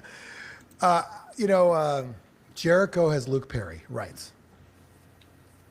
There was another show, I think like a post-apocalyptic type show with Malcolm Jamal Warner, but you know, what's crazy about that interview I had with them, this is when maybe 2018, 2017 maybe, I interviewed Malcolm Jamal Warner because later that night was the series finale of whatever show he was on. And shitty thing on my part, the time from when I interviewed him until when my slot to air, because we had to edit interviews down. You could talk to somebody for 5 minutes. We can't do 5 minutes on the radio, not on a music station. It's got to be like chunks, like maybe like 40 seconds here, 30 seconds there, that kind of thing. I couldn't get it edited down fast enough. And by the time I got it ready to go, it basically was like when my show was done and when his show was going to be on the actual TV. So unfortunately, it never actually got on the air that night, but it was cool talking to the guy. I remember actually asking him, Extreme, you've seen did you see the Star Wars movie Solo? Yeah, so I have a story about that, but I don't want to interrupt your story. Okay, thank you. I liked it. You know, it's a different kind of movie. And I remember, I only saw it once in the theater. And I remember enjoying it because I like Donald Glover too. And he was Lando. He had a very bright green, or a very bright yellow shirt in the movie Solo. And I remember watching it thinking, that looks so much like the Gordon Gartrell shirt in an episode of The Cosby Show where Theo wanted the fancy $95 shirt. His dad said, you can't afford it. You don't even have a job. He had Denise make him one, and then one arm was long, one arm was short. It was tucked into his underwear, you know. It was, or tucked into his socks. Like, tucked into my socks. It was a great episode, Gordon Gartrell. And I remember thinking, I'm like, this has to be on purpose. Like, there's no way Donald Glover wasn't a fan. We're same kind of age, grew up with the show. And so I'm like, I got to ask. Because one thing I always pride myself whenever I interview celebrities was, I'm not asking the shit that's on the piece of paper. It's not going to happen. I'm not going to ask the questions. I'll get to, like, if you're talking about a show or you're promoting an event, sure, we'll touch on that. But I'm not going to put, here's some talking points. They always give you bullet points. Anytime you interview anybody, their PR people always give you a whole sheet. Ask them about this. I'm not asking that. So I said, hey, I'm like, are you a Star Wars fan? He's like, oh, yeah. I said, you see Solo? He said, I didn't see it yet, but are you going to ask me about the shirt? I go, yes. Tell me about that shirt. Is it not a Gordon Gartrell? He said one of his friends, not another person interviewing, one of his friends just brought that up to him. Like, we think Lando was wearing a Gordon Gartrell in Solo. And so I'm so happy that at least, even though the interview didn't make it on the air, the fact that like some, idiot radio guy asked him a question about the shirt that no one else asked him. So Extreme, you said you have a Solo story? So I did see the movie, and I have no memory of it at all. So it's always been on my list to go back and watch again to figure out, because I know I have a memory of going to the theater with my family to see it, but I don't remember the movie at all. So I need to watch it again. Yeah, I think I probably enjoyed it in the theater because one, what's Khaleesi's name? Emilia Clarke was in it, and also Donald Glover was in it. So right off the bat, there's people. I think Woody Harrelson is in it too, I believe. Anyway, right off the bat, I was like, there's people I like in it, but I remember enjoying that there.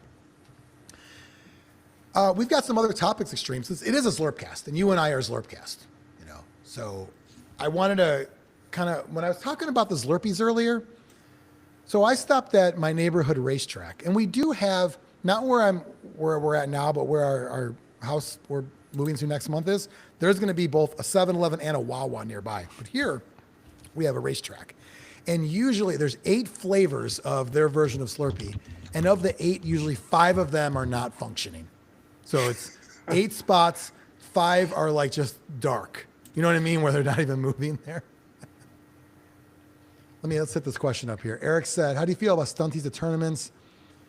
Feeling tyrannies make them equal to other teams, the need for an elimination. What was the last line in there? Yeah. So, Eric, I'm on board. I was also on board when he said big guys are a trap too. Agreed on that. And also, I think he's the owner of one of these shirts too, by the way. He is. Yes. Yeah. So good on you for buying that. Thank you. Your Blood Bowl friend, Zlurpnation.com. You can buy one of these shirts yourself. Eric's got one. I agree. I think that Stunty Cup was treated as in a separate arrangement for people who played the joke teams, right? At the time, they were joke teams. Now they're not. When I heard Underworld is ranked higher than a lot, what are they now? Extreme Underworld, tier 2? Yeah, they're probably high 2 now. And where's Imperial Nobility? 4? Depends on how many tiers you have, but much lower. Yeah. Okay.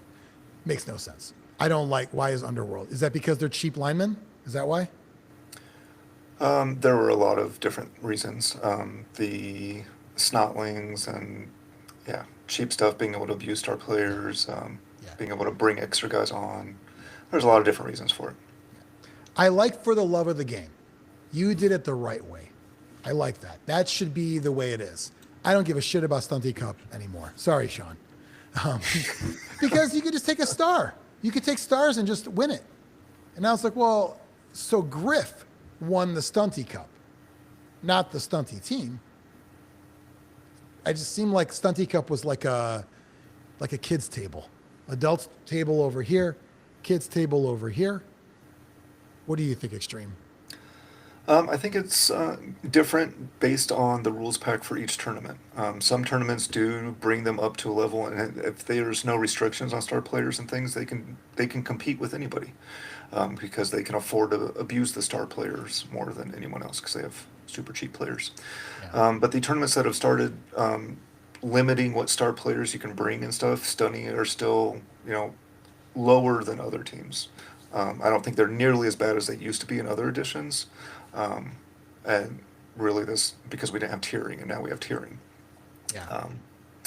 I'm still okay with the Stunty Cup because most stunty coaches are there for the laughs, right? The I play stunties as a goof, and let's give them something to go for. Would you say Stunty Cup, but they have to be no stars? I mean, I don't know. I'm not saying no stars, but maybe none of the mega stars for sure, and none of the other like really good stars. Yeah. It's hard. It becomes very arbitrary. Are the tiers arbitrary or are those NAF rules? The tiers are not NAF rules. GW has their tiers that aren't that great, and then like every tournament organizer decides what kind of tiers they're going to have. So it changes from tournament to tournament. All right. One thing I want to mention too, did we already discuss that wooden spoon should be the Stunty Cup? Jeff, do you want to come on and talk about this? Stream, get him the link. I want to see what he has to say about this.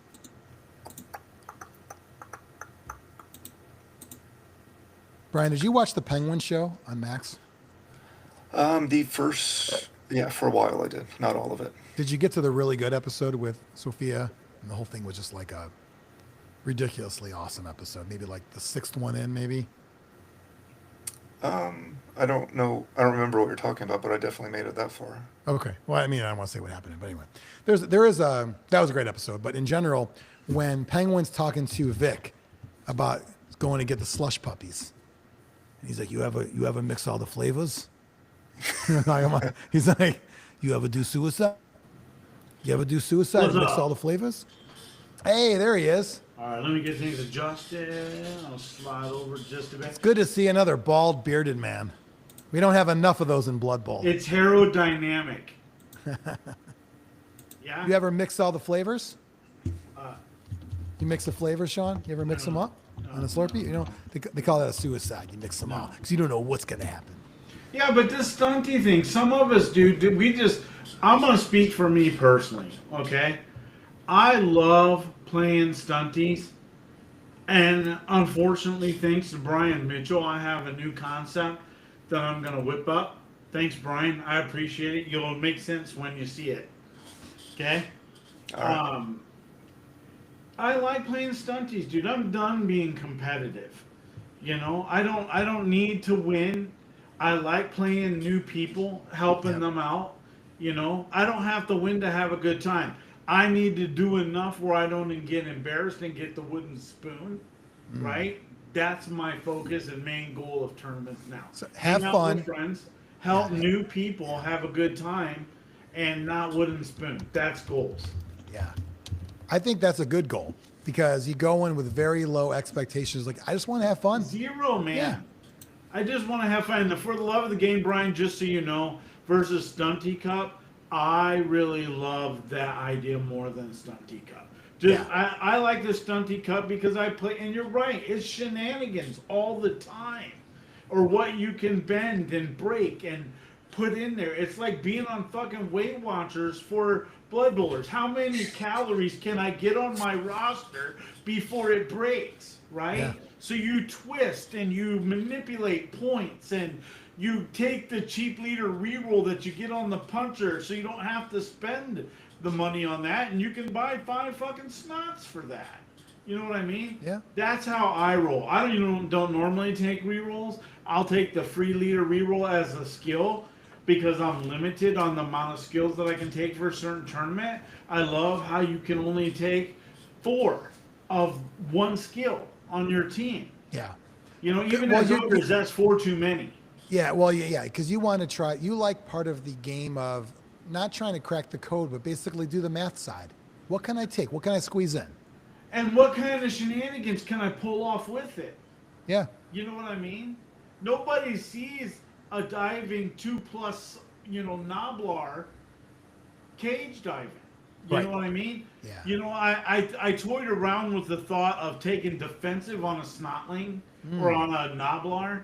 I mean, we're old school, Johnny. They're Yeah, always yeah. going to be snotlings. They're always Whether snot. they change It's them. snotlings. Go for it. Some things are never going to change. Yeah, I can't. Yeah, I'm going for it.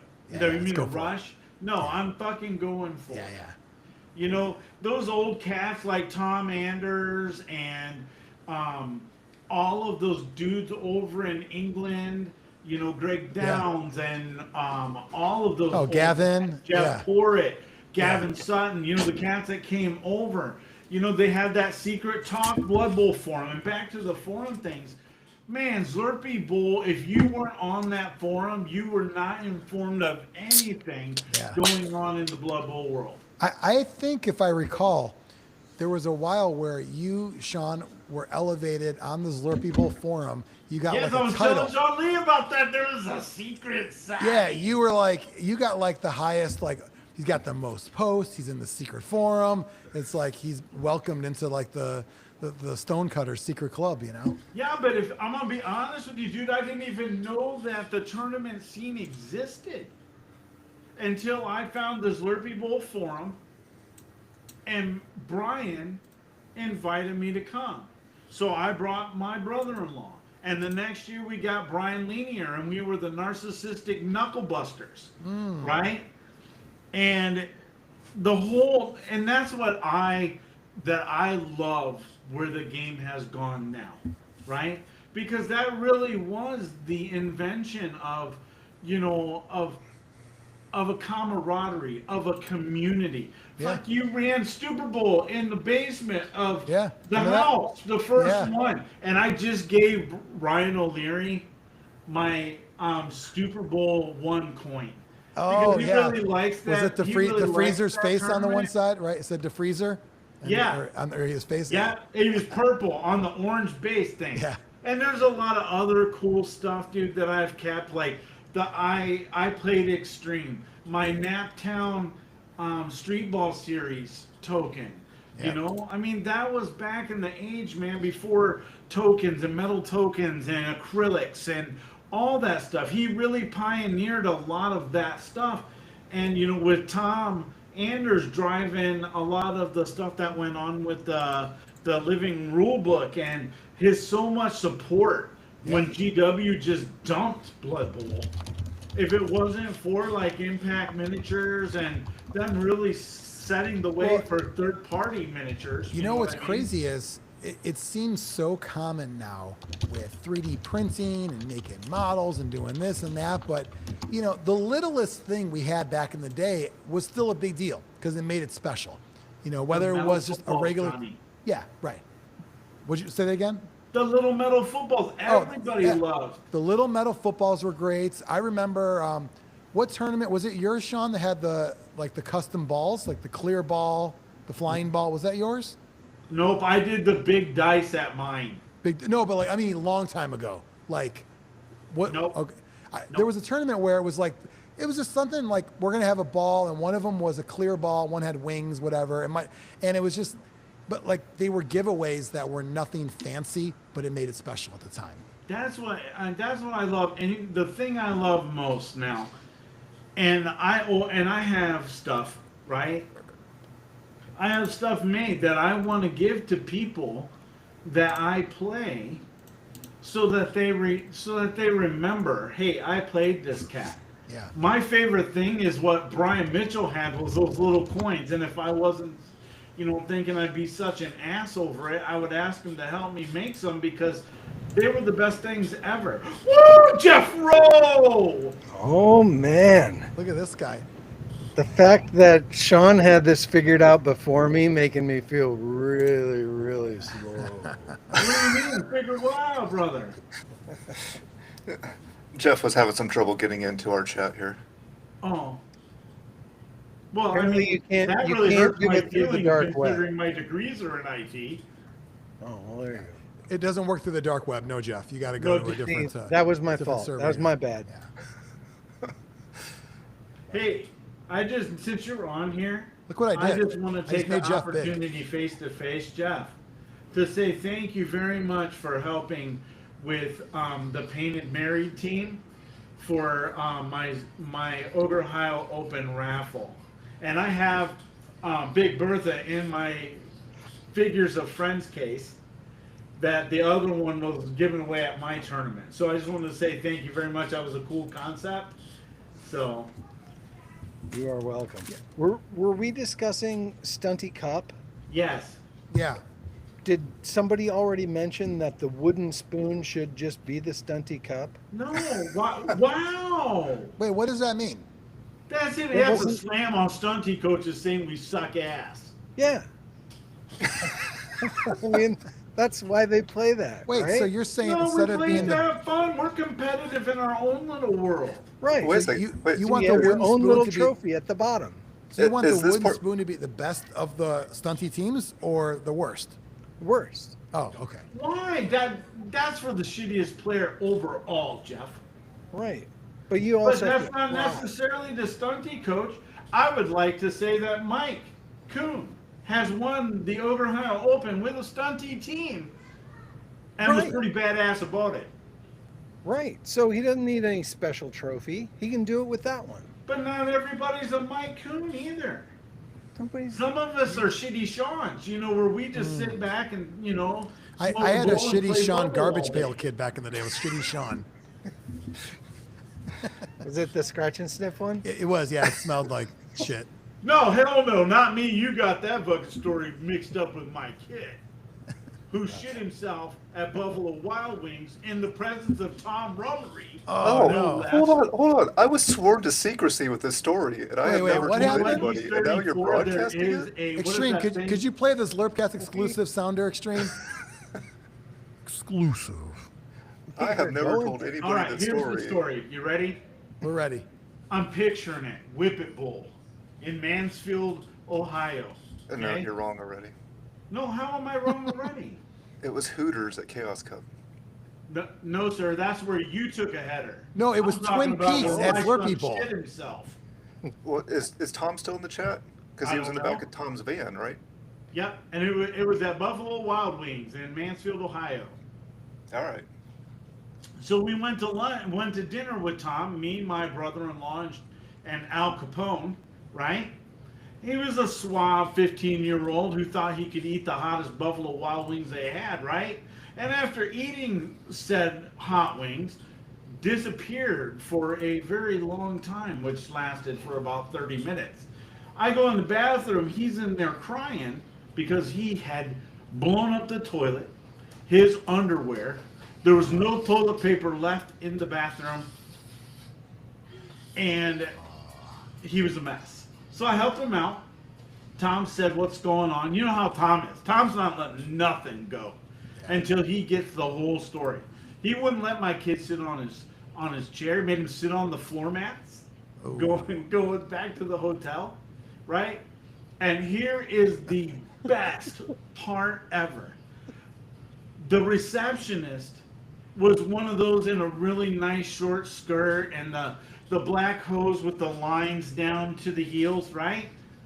Sean Lee's like walking, or I'm sorry, Al Capone's like walking, he's like, hey, right? And he's got shit smeared up the back of his calf, and she's like this.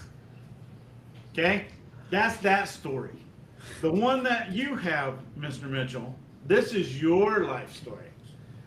We were at Hooters where our buddy Gavin Sutton got cut off at Hooters. They wouldn't serve anymore because he'd been there all day drinking. I've only had 26 beers. Well, most people, that's a lot. Yeah. But Gavin is like, all right, we're just Gavin getting and started. Andre the Giant both had about 30 beers each. Yeah. It's crazy. And don't ever drink with your left hand. Ever. Always drink with your left hand. Sorry, not your right hand, because it costs you a beer. Oh, that was So like a rule? Chris- Yeah. So Mitchell we had a really good time. This is back in, 2000s when we were young, right? Carefree. Mitchell's like what, 20s, early 30s maybe? Yeah, young enough to shit his pants. Yeah. Yeah, but he didn't. Brian Mitchell forgot to take his thumbs out of the bowling ball when he went up to the bowling lane and slipped on a beer that he had spilled previously, slid down the lane with the ball still in his hand, and took a header down the thing. I thought Jenny was going to have a fit because I was concerned. She was definitely concerned. He hops up, whoo! I'm good. I'm all righty then. All righty then. And never tell Extreme you've had too much. The bowling ball will tell you. Did that happen, Extreme? That's not exactly how I remember it, but something similar to that How happened. would you remember it? I was not the one that spilled the beer that I slipped on. Oh, who was that? I don't know, somebody else did. And I didn't go flying down the lane like Fred Flintstone. Yeah, I just exactly smashed the how shit you out of my went knee. down. That's what I was brother. thinking of too. Oh, I'm sorry. Did I miss this part too? As your feet came out from underneath you, your hands went 90 different miles in directions it shouldn't, and you went flying down the lane a little bit. Yes, sir. Yes, sir. We'll never know. We'll never know. There were no camera phones back then. We didn't have smartphones. No record No, of we such did things. not, Johnny. And Jeff, back to Stunties. Do you really think that way? That Stunties should always be the wooden spoon winner? That was the wooden spoon, wasn't it? No, it was the The person wooden who's the spoon most was the horrible. award you got for playing stunties, and you were usually the worst. So here's a tool. No, I like think Brian's for the love of the game. I can relent to a trophy like that for the love of the game over a stunty cup, because I feel it embellishes more of the antics, because it's not all stunty teams. There's other shenanigan teams on there, right? Like Nurgle. yeah, I don't think Jeff Rowe's point is getting put across quite clearly here. So in the past, when you had Wooden Spoon, you were shocked if it wasn't a stunty team, right? Like if someone won Wooden Spoon and they weren't a stunty team, you were surprised. Or So, if somebody brought a stunty team to a tournament, chances are they were going to win it. I don't. What, because so few people brought them back then? Yeah. I would like to debate that fact with two friends of yours and mine. I would like to call Pillow Talk, which is Phil, who's a Phil's- horrible coach. yes, the word, but he still plays the Snotlings and he does pretty good with them. He played one time with me, the Lizards with no. Every time I see Sean, he was playing stuff. Look, okay. I would like to address the Chaos Cup and Das Boot, okay? There was a miscommunication somehow that I thought that there was going to be some kind of fouling award. So I took the little Snarlings to it. Well, there was no award for that. Jeffro says, "Oh, well, we forgot to tally that." Oh, really? So, but anyways, I took the wooden spoon, and yes, I was playing stunties when I did it. But to my credit, I've wooden spooned without stunties as well. You could accomplish anything if you put your mind to it. Thanks, Johnny. Yeah, you can do it. Ty said no wooden spoon was last place. My son won quite a few wooden spoons. Back in the day, you gotta admit these kids who are now grown up have seen all kinds of shenanigans from us adults. Shooty, perfect example. Perfect. Young Mitchell, right? I love that these kids who grew up in. Was this the year you won? Or what was the year you won? 20. 20? The last one. Your last 22. one. Oh, number Chaos Cup 20. Yeah, 20. 2022. The 20th anniversary, whatever one that was, Jeff Rowe. Right. Okay. Yeah, I wouldn't spoon. It's all good. But, yeah, I'm really excited to play for the love of the game. I really like that idea of Zlurpee Bowl. Just giving the little guys a chance, you know? Not necessarily little guys as No, in it's- stunties, but less a better thought of approach. rosters. Yeah, it's a better approach because there's more opportunity for funsy rosters, and also, I mean, Extreme, is it about a third are playing for the love of the game, or a quarter? There's a lot, right? there's quite a few. I don't know all right, I don't want to talk about the exact stat yet because all rosters aren't in. But there are quite a few for love of the game. It's very popular at Zlurpee Bowl. I love it. Are you taking one this year, Sean? But well, yeah, I'm taking the Ogre Ohio All Stars. Okay. So they're what race are they? Ogres. Okay.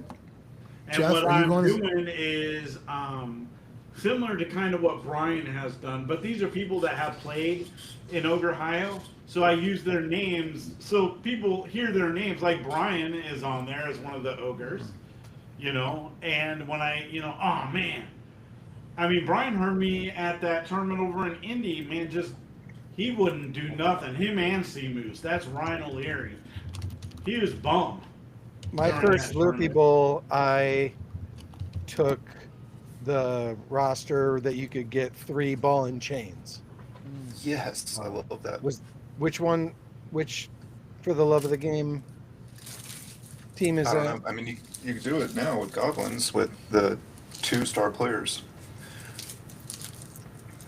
I used the Zlurpee star player, which I modeled as a goblin, and Zlurpee Zambashki is still my favorite. I think I did pretty horribly on. It was 4 games, right? 6, As Zlurpee. Oh, is it's it always been 4 6. and 2, right? 6, 4. 4 and 2. Yeah. I might have lost 5 games that year. Oh, I think I might have. hey Johnny, Yeah. I have a huge ask for you. You're going to Zlurpee Bowl, right? I am. Would you, if I this is gonna sound horrible, but I have never had a chance to sit down and play Death Path. I won the whole box thing at a Chaos Cup for a charity. I Yeah. got a board for it, a whole bunch of tokens and stuff. Would you be interested in possibly Friday night, if you're not gonna play in the tournament, sitting down and playing some, teaching me how to play Death Path? So a couple things. One, Okay. the charity is probably Death Path me. I'm the charity What? for Death Path. Yeah. Well, I lost $8,000 making it, so I need some of that back. So that's number one. That's my own, you know, my own fun. No, I'm kidding. No, I'm glad you got that. I have a solo edition out now that you can go to deathpath.com. Always be closing, ADC. You go to deathpath.com. You can buy it right now. You can buy a mat. It's great. There will be a second edition of the original game at some point coming up. Don't know when. But yes, Sean, glad to hear you have that. Friday night at Zlurpee Bowl, I am going to be playing in the Beach Bowl tournament, however. Oh yeah, Ryan's. I'm sorry, I forgot about Yeah, that. but I will. I'll make time to at least talk to you about it. Yeah, And, well, I'm gonna bring it, and me and my buddy Nick Bohr are gonna room together there. Okay. So we're kicking around the idea of coming up Friday with not having to have the stress of trying to rush over there and play. But I've had this game for a while. You and Brian are there, be perfect to ask questions. I have, you know, if I have questions there. But I'm planning on playing that with Nick. Okay. While If I'm I'm there. around there, happy to join in and talk you through it at all. Yeah, man. That sounds great, though. Thanks for being a part of it. Yeah, Death Path was a fun experiment. I learned a lot. I learned a lot about dealing with people on Kickstarter and how Yeah. annoying they could be. I had people that complained that the card holders would not fit sleeved cards. And then when I then Was got it was it put in there that it would? No. Yeah, I mean it's Okay. it's not meant for that. The cards are amazed. There's no collectible value of this. There's no reason Right. to sleeve them. They're cards, part of a game. People get crazy with sleeving cards. If we were to increase the size to have sleeve cards, then they would get damaged because they'd be too big for the ones that are shrunk wrap coming from China. Then the corners would get all beat up. So it's like you can never win. You can never please people. It was a lot of fun to design a game, but not a lot of fun to publish a game. The only good thing about publishing your own game is you get to control everything. If I found a company to just do it, here you go, just do it, well, then they would take it over from there. I will say this. Now that my solo version of Death Path and eventual second edition is done through Game Crafter, it's a drop shipment kind of situation. So you buy one at deathpath.com and they will send it to you. They'll build it and send it to you. I mean, I only make a couple of bucks from it, not a big deal, but that's the best way for me because I don't want to have to have all those chargers up front and kind of own all that. But I learned a lot, and I appreciate you still giving it some life. Yeah, I want to try it out. Well, I've taken up my slot time. I'm going to hop over here and let Mr. Callie and Mr. Jeffro have some time with you guys, yeah? All right. Thanks, Sean. Well, thanks for coming on, having Bob. me on. Good luck. Man, I'm Yeah. so stoked about Zlurpee Bowl. Good. I'll be Donnie. seeing you in about a month. Awesome. All right. See you, Sean. Good seeing you for about 30 seconds there, Sean. Yeah, he doesn't like you. There's only room for one Sean around these parts. I see how it is. The real Sean is here, yeah. So, Jeffro, do you have anything else you want to talk about with stunties? No, but I did look up, and yes, indeed, Zlurpee Bowl 13. I played Goblins. I lost my first 4 games. A horrible, horrible combined score. Yeah, I scored twice and got scored against 14 times. Ooh, ouch. And then, Were you trying to not let them score? No, I was just trying to have the ball and chains do things, just have them do things, and that was pretty much the only goal, which I achieved wholeheartedly. They did things for sure. Extreme, have you ever won a wooden spoon? It's complicated. Technically, yes. Can you ever just answer a question straight? It's always like, oh, there's a story. There is a story. Thadian, can you hold on just a second, please? We'll get you in just a minute. So my story is Zlurpee Bowl won as odd man out. I was technically last place, but I was a little distracted running my first ever tournament, playing ogres. I got last place. I would say, so no, I would say at this point. Because if you're running it, it's not really. Well, so the other side of that story, I thought I was doing the person that would have won it other than me a favor by accepting it. And then he was upset that he didn't get it. So in the parking lot, he said something, and I gave it to him. I was like, I didn't want it. I thought I was helping you, but here you go. You want to name who that was or no? Award. I don't even remember. It was a long time ago. Was it Valdrick? It was not, no. Okay. So I actually do. I think I won a wooden spoon once. Is that listed on the NAF site Extreme? Do they list wooden spoon? If the Theo put it in, it would be listed. I think I did once way back. It would have been a smaller. I don't think I've ever won one at like a large size, but it would have been like a 6-person kind of thing. But yeah, I always try to make sure I'm at least one better than last. Mine is listed as at Dog Bowl 7. I got the Hind Dog Award, which came with the dog toy, Oh, that's kind of cool. which my dog ate. And Yeah, well, digested? Yeah. Sean, you've never won a wooden spoon, correct? No, I've gotten close, but never had that distinct honor. I think the closest I ever was playing Slan at a tournament out in Rhode Island, and I lost my first 2 games, and I got smoked in one of them, and ended up on the bottom table, and I saw my buddy Rob Fosse's Goblins on the other side of the table, and I applauded him for what was about to happen, and I think I won 4-0. Oh, man. So that was the closest I've been. There've been a few other close calls, but nothing that bad yet. Randall said he beat the Goblins as liberal. Is that Jeff, your Goblins? it's Is that entirely possible. Yeah, it could have been. Yep. You don't remember a lot of the past anyway, Jeff. Somebody wrote it down for me. Yeah, that's smart. That's history, you know. I'm glad people wrote stuff down. I like it. So I know that last time, Sean, thanks for coming on Zlurpee Bowl or Zlurpcast the last episode, Yeah. talking about all the stuff we got planned for next year. It's going to be great. Any new developments with the Morkel Cup since then? So there's at least a little bit. I actually was at the facility today doing a walkthrough and sort of had an opportunity to take a look at the facility, talk with the individual who's going to be the manager, and make sure that everything is going to be looking good. They've got another event there this weekend. They had it set up for about 250 people in kind of a setup like we would need.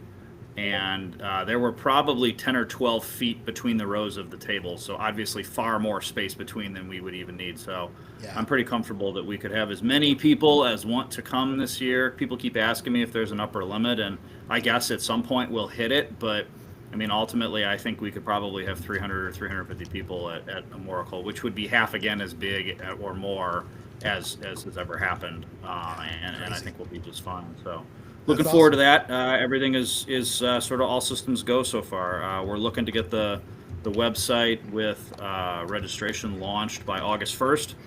If it happens before that, I'll be very happy. If it happens after that, don't blame me. I guess you'd have to blame me because there's nobody else to blame, really. That's But, okay, though. But can you get the room block for Thursday night? Somebody just asked. The answer is yes. I posted earlier on the way home. In order to get it, what you'll need to do is just book your hotel room as normal. You'll probably have to do a separate booking outside of the room block, and then email me or just get in contact with me on social media or on Discord or whatever. You'll have to talk to the manager, but she will honor the block rate for however long it is that you're going to be there. So for people who want to come in Thursday night and play with us Friday morning, or people who want to hang out a little bit on Sunday and go home on Monday, that it will be an option, and you won't have to worry about a different hotel for that time. Good question, though. You've got all your logistics handled, it sounds like. So far, I'm sure something will break at some point, but I've been very fortunate to have good people involved. Jeffro and I were actually just talking. Jeffro's my sound guy. He's my roadie for the weekend. Oh, check one, sibilance. Projectionist. I'm Yeah. also going to be a I'm, projectionist. Do you also That's tie also the true. scarves to the microphone stand like Steven Tyler needs? We You're can. the guy. Yeah, I just want to make sure somebody can tie the scarves. I know not. I like it. And I'll rip up a shirt. That's, Or what this. that's whatever it takes. I like it. No, Sean, we Yeah, were so talking we're- earlier about like when I did a couple of years my term of Chaos Cup, it was because I had a team with me, and that was something that I didn't want to do it alone. That's a lot of work, even back then with the numbers pale in comparison to now. Jeff, same with you when you were running Chaos Cup.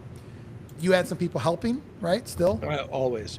yeah, Always. you have to. You just there's too much to do, and I always felt that when people traveled, especially overseas, I always felt personally responsible for, I don't want to say fully entertaining them, but making sure they were set.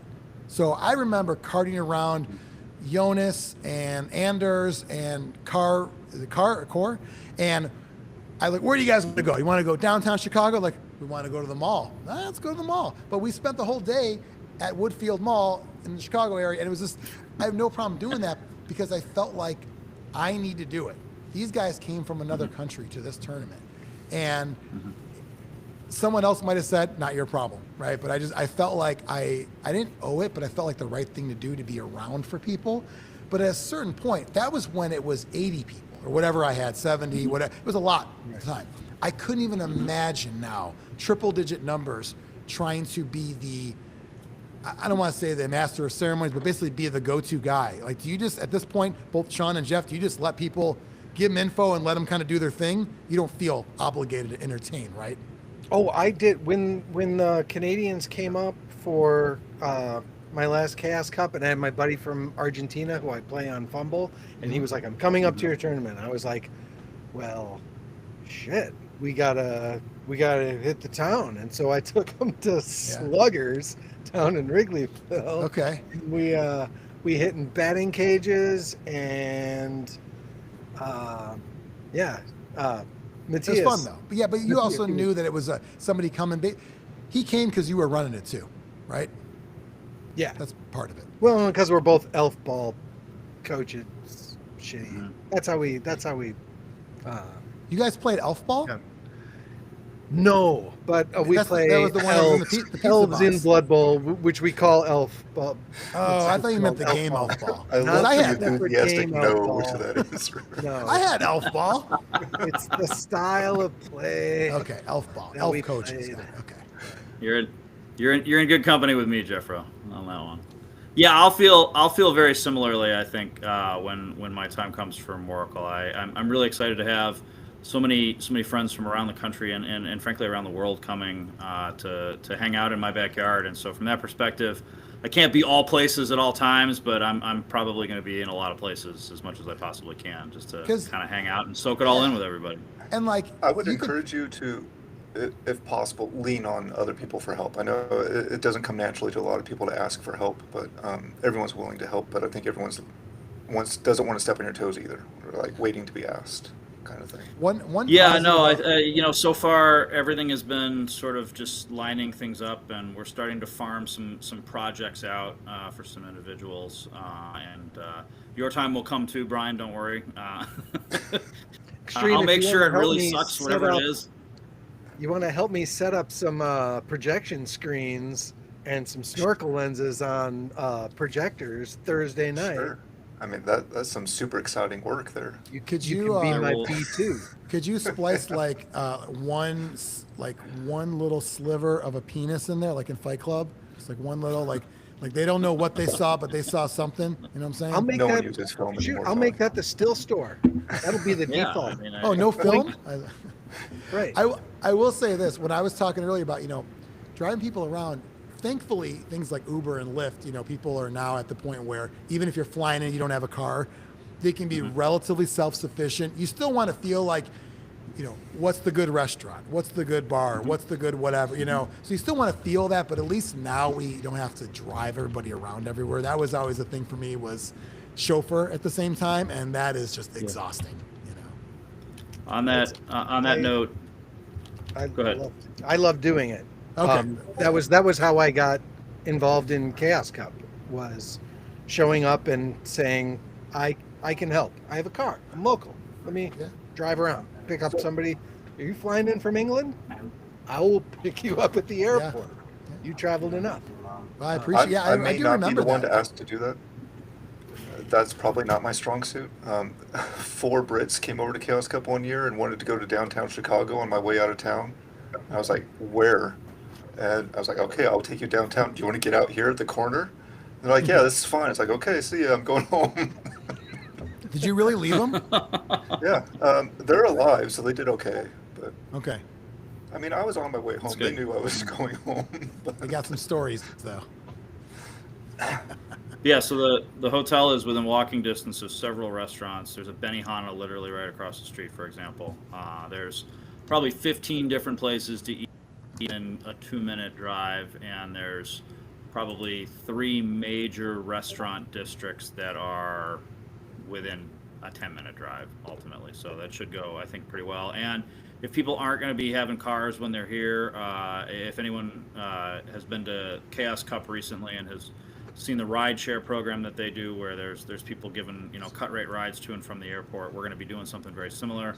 I've got a few individuals who are interested in helping out with that, and so we'll even though Ubers and Lyfts and things like that are super easy from the airport, it's only about a 15-minute Uber ride, but we'll have even more options than that too.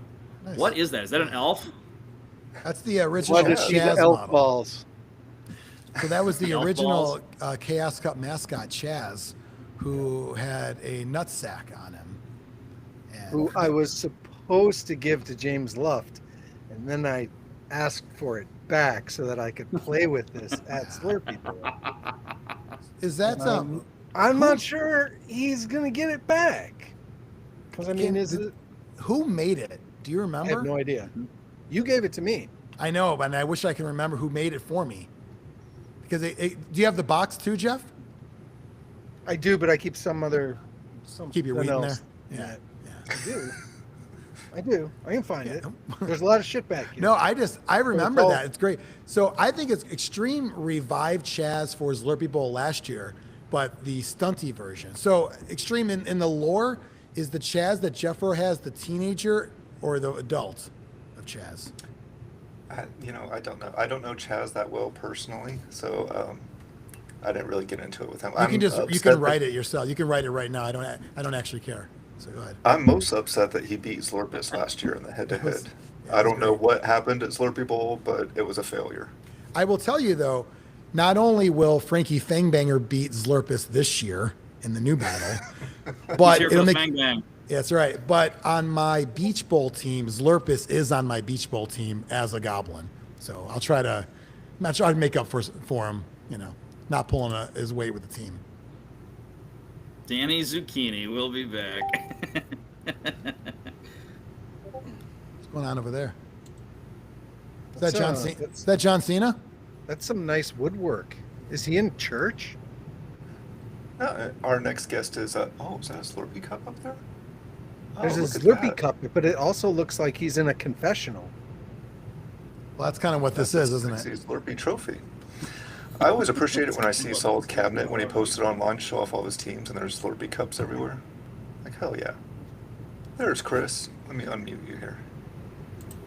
Welcome to Zlurpcast. Oh, we're not hearing you. I got nothing. I'm not seeing him either yet. Oh, there he is. That is a Zlurpee. I should have put my Zlurpee trophy behind me for effect on this. A little bit of a flex there. Podcast. Everybody bring out all their trophies. Extreme already has his Doing set up in the doing background. Thriller. I could do the Thriller for you if you want. If you don't remember it from a little while ago. Jeff's showing his off over there. Yeah. Most casualties, which I haven't gotten a lot of, but every time I've won the award. No, not every time I won the award. Most of the time it's been because of the death roller. Is there an Extreme? You're a big stats guy. Any stat of when like teams that shouldn't win most touchdowns win, and teams that shouldn't win most casualties win? So I won most touchdowns with a dwarf team before, and probably not common. And then vice versa, elf team winning most casualties. Is that a stat somewhere, Extreme, you can dig up real quick? Nope. It's not a stat I can dig up, but what I like to call it is the Nope. 4th through 10th award. Because I've done it 2 or 3 times with dwarves, and what it really is like a 4th place. It's not really a most touchdowns. Because usually the 1st through 3rd had more touchdowns than you. Well, fuck you then. Sorry. I mean, Because I that's wish the I had a award that I better won. answer for you, but- I'm looking at my sheet. I won a most touchdowns award with Corn one time, so that probably fits your theory. Nice. there. I like that. Yeah, I'm not going to call that 4th through 10th. That's most touchdowns. Congrats. Extreme's trying to wasn't saying it. belittle your awards. Well, I didn't mean, no. hold on. On that note, Extreme, I'll just throw it out there. We've done this sharing the wealth of prizes. Should we ever go back to just, you know what? If you got the most touchdowns and the most casualties and you won it, you get everything?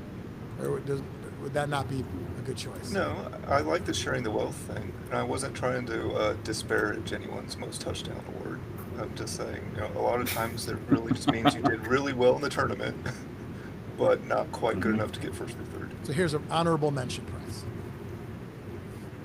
Okay. Sometimes, not always. Sometimes there are someone that scored a ton of touchdowns and didn't win games somehow. But usually if you're scoring a bunch of touchdowns, you're winning games. It's like the year that Fell Nicely won Chaos Cup. 2021, I think, maybe. It was like the year just after Sounds right. the rule change, and he had like none of us had really figured out like how to balance like sounds of Underworld or whatever. But he figured it out. Oh, he figured it out really quick. A number of people did. And that's Yeah, he had Morg and Hackflem on an Morgan Underworld. Hackflem on an Underworld team, and swarming. So you're swarming. You had those stars. But the funny thing is that who is it? Ken Hoshikomi played almost the same roster. His was even maybe just a little nastier, like an extra dirty player. Or Wait, something. Hoshikomi plays? Right. Yeah. His NAF name. Oh, I thought you meant the actual guy. Kenta Washington. Oh, Ken. Yeah. G Ken. Yes.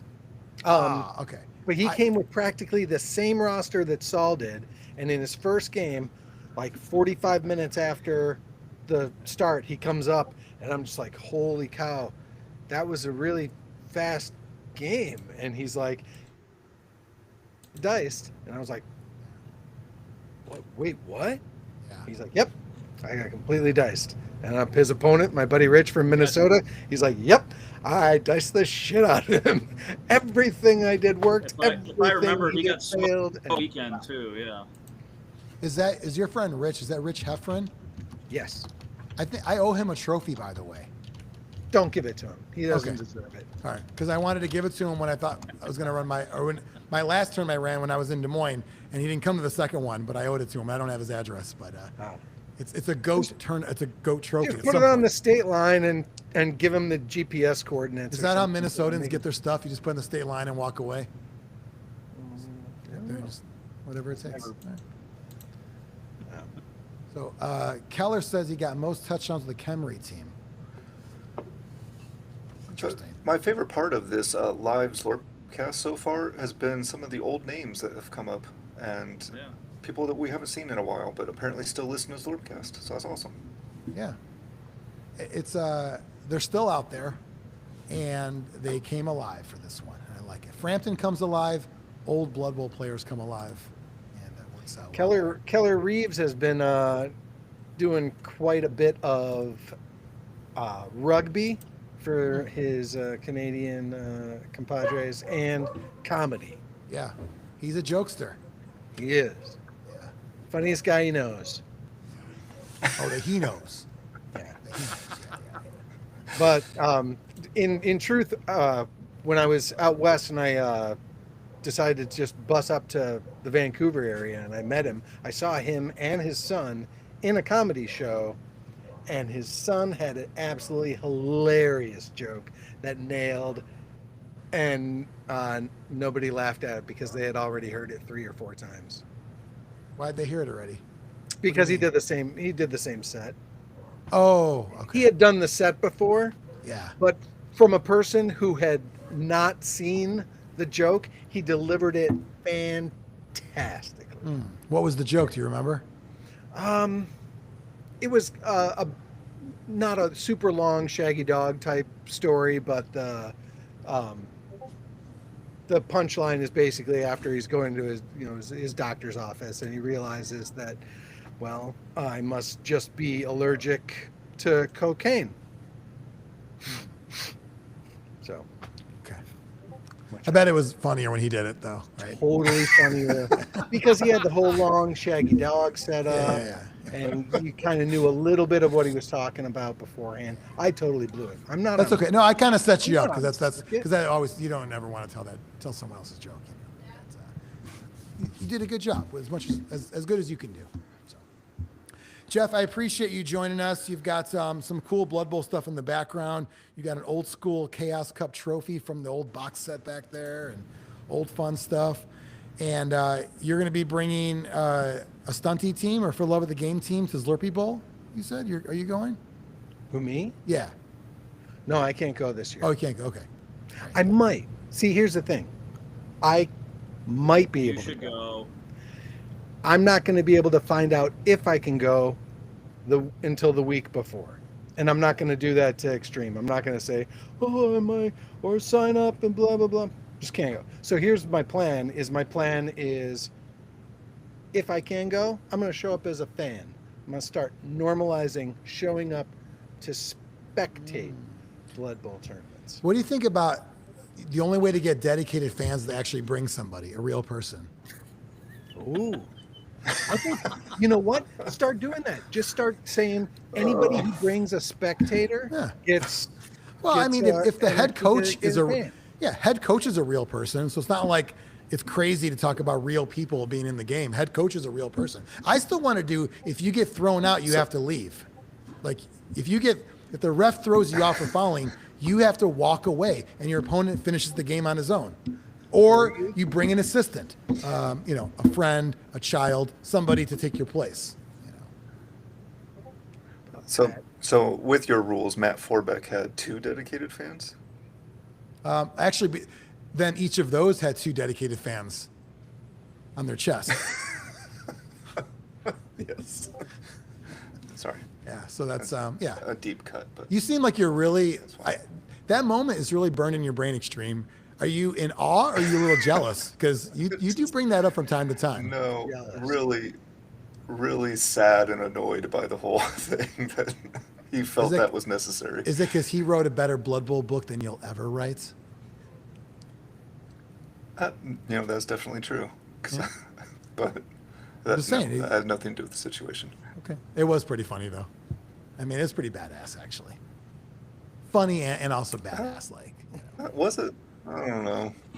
I'm going with sad. What do you think if Jervis brought girls when he came? That'd be kind of cool. That would be more shocking. Yeah. I mean, are they dressed up as like dark side cowboy cheerleaders? Oh, that's a good one. Yeah. That was his team. Yeah. I like it. Anthony Albano. First time at Zlurpee. All the old heads are coming up. They can figure out how their video camera works. They could pop on in. They don't know how that works. It works for phone as well. Extreme. Did you put the link out to? How did you put the link out? Was it Discord and Facebook? I've tried to post it everywhere I can. I'm going to post it here again in just a second. So I keep trying because I know people popped in recently. I'm trying to get it up there so you see it and you don't miss it. Oh, because when they try to get in, you have to approve them, or else it goes away, right? Is that what we found out?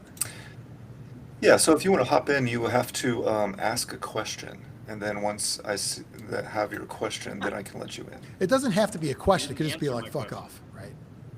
You just have to say something. Correct. Yes. Correct. I asked the question. I asked a But question. I would like an answer. yeah. Why are dwarves so boring? Really extreme. Dwarves are so boring because they are the superior race that knows how to play the game properly. Okay. All right. Okay. And the proper way to play the game is slow and methodical and causing pain to your opponent over a course of time.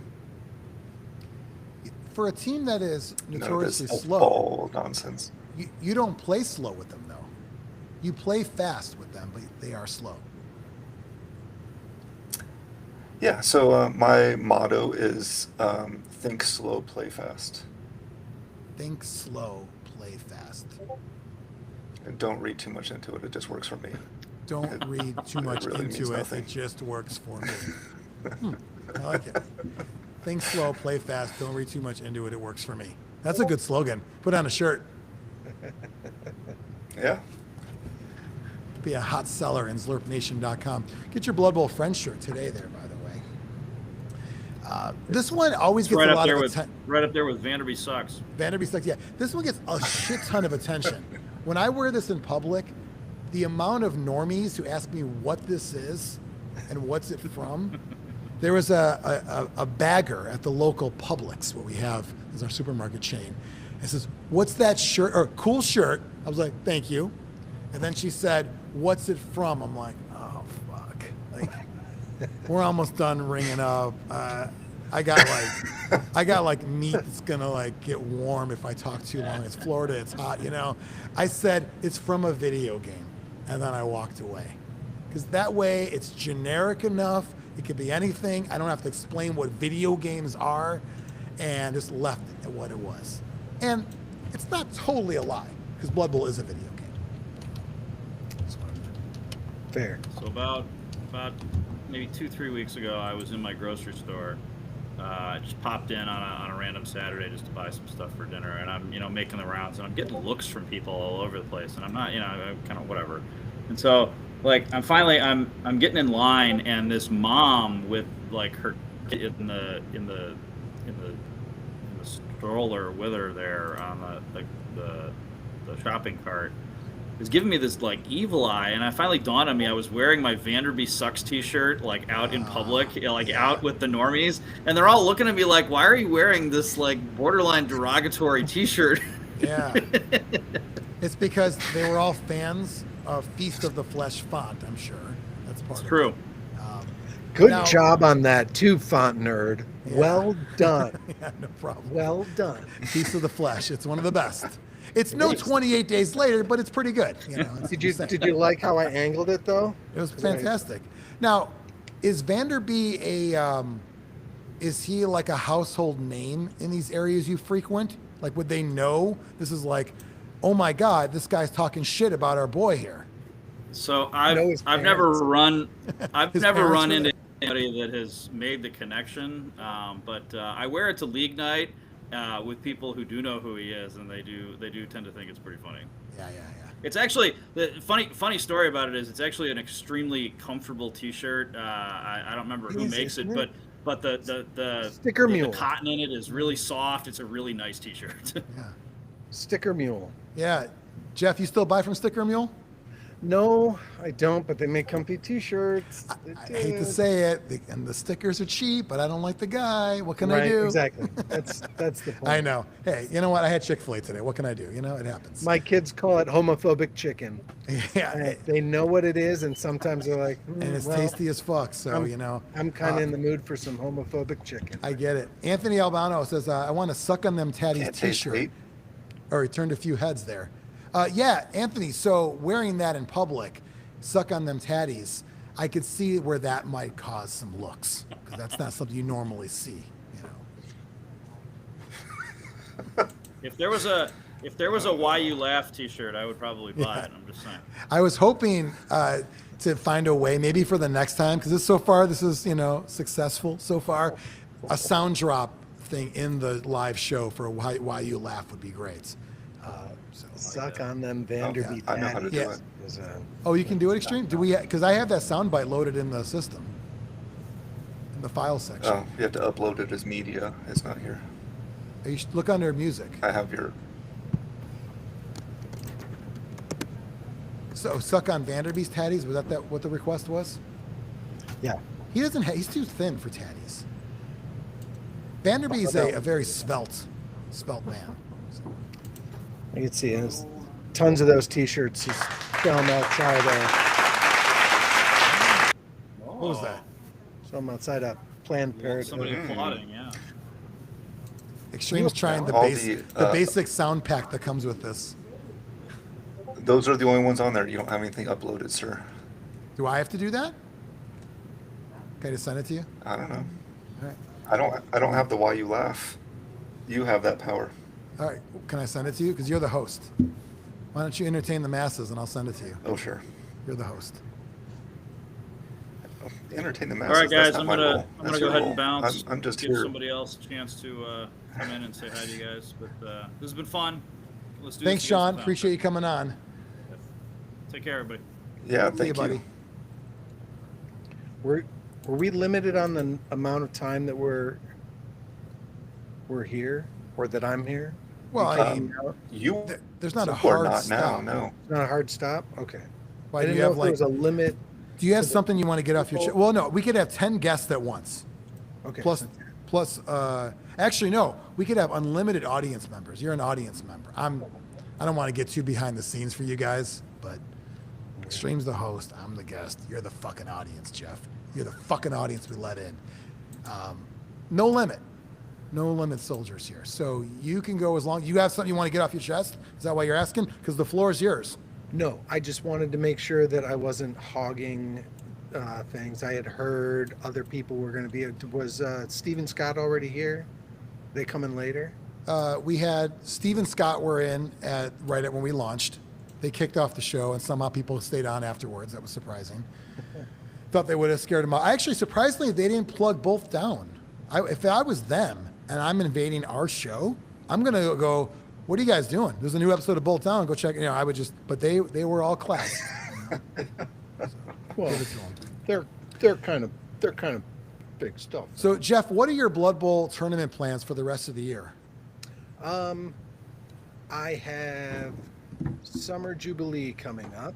No, well, technically before that, the Dice Dojo has a tournament in the Dojo Bowl in August, but it's on my daughter's birthday. And she doesn't want to But- do that for her birthday, right? She does not want to do that for her birthday, and if she wants to ditch her parents and do whatever she wants with her friends because she's old enough now, Yeah. then maybe I'll have the day free. Are you still a cool dad, or did she grow out of that? Oh no, she hates me. Okay, cool. So yeah, let her do what she wants. Then. No, she doesn't hate me. No, I'm kidding. No, I think I totally get it though. So Chris is back with yes, us. Hi, Chris.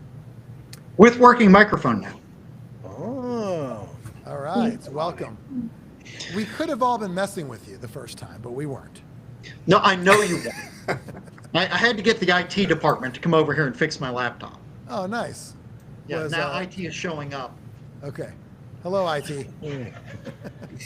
no. So Dice Dojo Bowl in August, and then Summer Jubilee, which is actually the week after Labor Day. So that I don't think I can make it to Underworld this year because I'm going to Chaos Cup. And the weekend before that, I have something with my son's college. So I can't do 3 weekends in a row away. Busy season, work. So Logan's in college now? Yep. Oh, man, you're old. Thanks. Appreciate it. And I've been away a while, so that's crazy. Wow.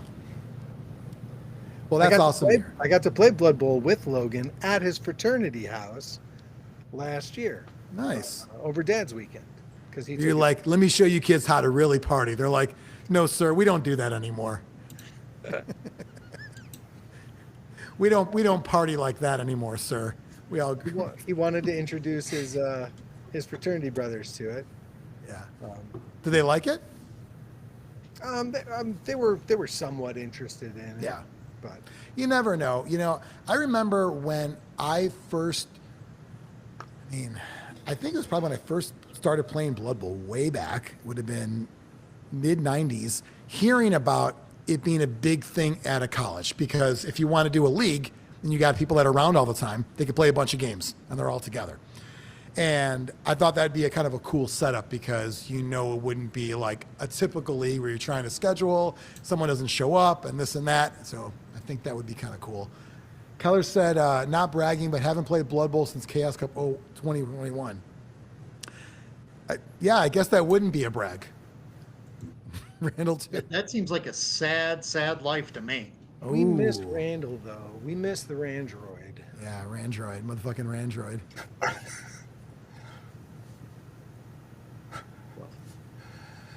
Keller, I'll see you again. So you don't miss Keller as much, but Randroid, that was a loss. Well, after he butchered Keller's Here's the other joke. thing is like Keller still has a Facebook account, and I can still kind of keep in touch with him. Randall Oh, gotcha. got rid of his Facebook account, and quite honestly, proud. Like, Yeah. I don't know. I like that Randall hosted the show The Grind with some of the hardest music you could ever want to hear online, and that was a big deal, because who else but motherfucking Randroid's going to do that for you? Nobody. Yeah. All right, Jeff. Well, I thanks for remember that. sharing your Good Chaos times. Cup and your other tales of Blood Bowl this year. Appreciate that. You can stay. It's okay. Should I leave? No, Is that you to leave? No, you can just fucking slide you can down stay. on the We're just couch. going to give Chris a chance to talk. Thank Slide, you. no, slide down on the couch, but you can Bye. stay. But hey, Extreme, mute his ass. Mute him. And fade. Mute him. No, mute him. No, after what your dwarves did to me No, at Zlurpee he's last year, fine. you get to stay. So, welcome, Chris. Thank you. So I just wanted to pop on for a little while. There are, repping our jerseys right now for I like the it. LABA, the Louisville Organized Blood Bowl Association. We've actually got a tournament that we're going to be doing. I think it's us, then White Skull Cup, then Chaos Cup. Extreme can double check me on that. Sounds right. But we've got a couple of guys down here in the Louisville area that decided that they were going to host their own miniatures convention, and they reserved all the space, and they heard that I was running a 20-person Blood Bowl league and said, we need Blood Bowl at our convention. What can we do first weekend of October? Yeah. And I said, we're going to run Chaos Cup rules and use this as a training field for Chaos Cup for all of our crew heading down there. That's great.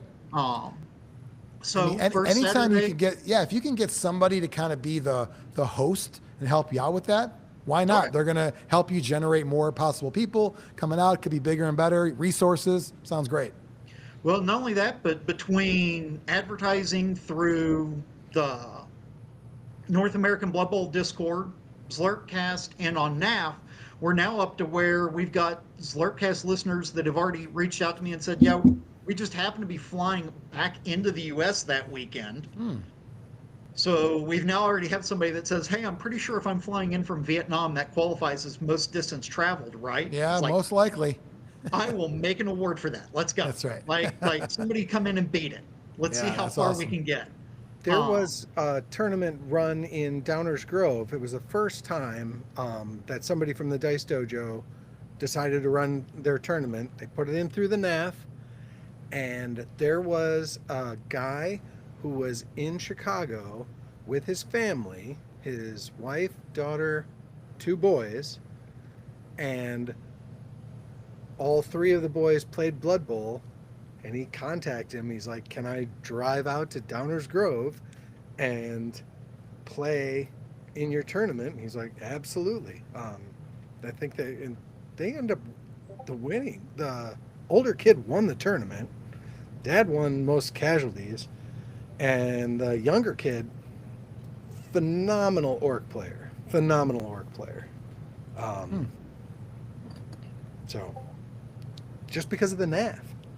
Right. Sometimes people, you don't realize someone's interested until they just show up sometimes. And that happens. The other thing, and not to diss any Zlurpee Bowl trophies, because I love mine.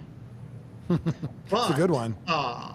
Just to kind of throw a quick word out there, the convention, what they've actually decided for every mini game tournament that's going on that week, can reserve a certain number of trophies. And I went ahead and said, yeah, give me at least 6. But they've 3D printed up these gauntleted hands that'll actually hold a bourbon glass. And they're having the Bourbon City Brawl logo, which is a cup with ice cubes, and then the ice cubes each have a BCB etched into them, that will then go into that gauntleted hand. So all of our trophies are going to include a etched bourbon glass for the trophy. Sweet. So not only do we have, we're throwing out our first one big for the Louisville area, but you want to come down and get drunk on some bourbon with us and get a free glass out of the deal, you got to come down and win a tournament. Yeah, that's pretty cool. I like it. Add This some has extra. yet to become a wooden spoon, but it will be at some point in time, because I think you're spot on with those as far as trophies. Yeah, that's pretty cool. So I just recently realized that the convention has a Facebook page, and on there they have some pictures of the trophy already. It's super cool looking. Yeah, they do, and I've been trying to post them around wherever we can. We don't have them etched yet. The guy that's actually running the Sevens tournament on Friday night, because we're doing Sevens on Friday, then regular Blood Bowl on Saturday, is our contact for getting all those etched. So we're currently in the process of, we have the glasses, and he's contracting to get the artwork over to our laser etching guy right now. So far what we've got is the unetched versions, but we should have those etched versions here in about a month. You got a laser guy? Yep. Man, I wish I had a laser guy. We've got a guy for laser etching that he knows that he's putting us in touch with to try and get all those taken care of. They're handling all of the filament printing. I'm running all the resin printing out of our house, so we're gearing up. Right now they said, hey, we can give you table space for 30, but because the Blood Bowl people were actually registering for con badges and tickets for the Blood Bowl tournament before they even advertised the con was open. I've been told if I need more than 30 seats, I get them. Nice. So roll on down. I've got space for, they said, if I need more space, I just get it. Awesome. So, but website there is Bourbon City Brawl, and I'm pretty sure that's a .com. But I'll post that in the Zlurpee Bowl or the Zlurpcast general area or Blood Bowl area so we can get that set out. And past that, the con prices were like $30 for 2 days. Wow, that's cheap. It's cheap. The sevens is only in the evening, so you can come down, and they're doing just about every other mini game you can imagine. They've got the Song of Ice and Fires running. They're doing the Star Wars X-Wing stuff. Yeah. They're doing all the GW stuff. Awesome. So. And that convention was happening before you even realized it, because you were going to do the tournament anyway, right? Well, we tried to run one at a store that kind of decided that they were going to cut ties with GW and left us high and dry with now we don't have a space for a tournament or anything. That was supposed to happen earlier in the spring. And then we were just running this league, and these guys said, hey, we're thinking about doing this. We've started talking to a hotel. And I looked at them and said, as soon as you want, I'll have NAF, put it up on the NAF and we'll get going. And they sent me, hey, here are the dates we reserved. I said, all right, here we go. I'm hitting the ground running. If you want to do your own trophies, let me know now so I don't start designing my own. We do have, do I have any sitting around here somewhere? We do have a human thrower that we've started printing out. So we have our Colonel sweet. Sanders thrower. I like that. Holding his mint julep glass that'll be handed out to everybody at the tournament. And so each year we'll add a new position so that eventually you'll get a full team of Kentucky-themed players as we go forward. That's cool. So Colonel Sanders, what are some other Kentucky-themed players? Or is that a secret? Well, we've already been talking about when we do an ogre, we're going to put like a big thoroughbred head on him so that you'll get the horse out of your ogre. Okay. And then we figured, past that, we'll start doing some of the Muhammad Ali will probably be a blitzer at some point in time. Nice. And just kind of take some crowdsourcing out of the lava for who else Yeah. we're going to do in future years. I like it. That's awesome. Yeah, it's good to have a plan for that for the future, and also having great attendance and interest of that. Awesome scenes like Extreme. I was talking about the Blood Bowl is bigger now than ever before. So when you create something, people do show up. That's awesome.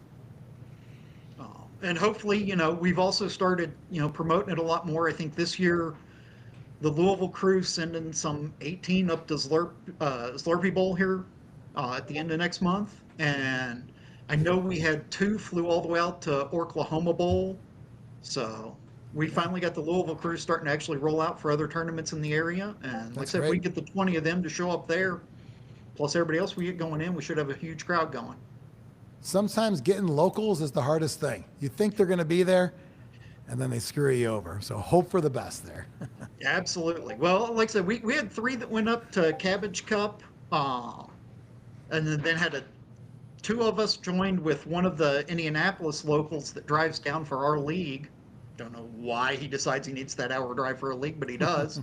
But we were all at Stunty-Geddon, and like I said, got a huge crowd that's heading up to Zlurpee Bowl. And so hopefully if we can get that same number that's at least driving up to Zlurpee to play here, should have a good crew. Yeah, that's awesome.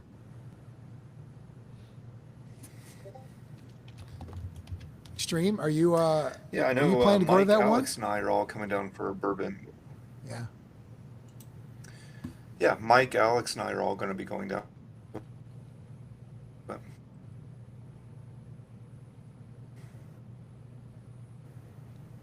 Did you freeze up? are you hearing me? Did you freeze up, Extreme? Come back. Come back, Extreme. Come back. I just passed the technical difficulties off to him.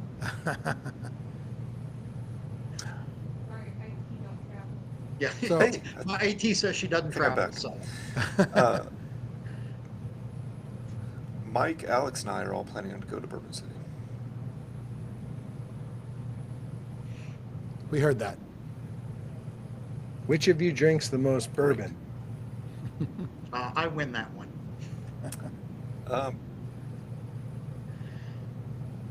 Probably Mike. I don't know. You think, Mike? Can you out drink him? Of those 3, probably Mike.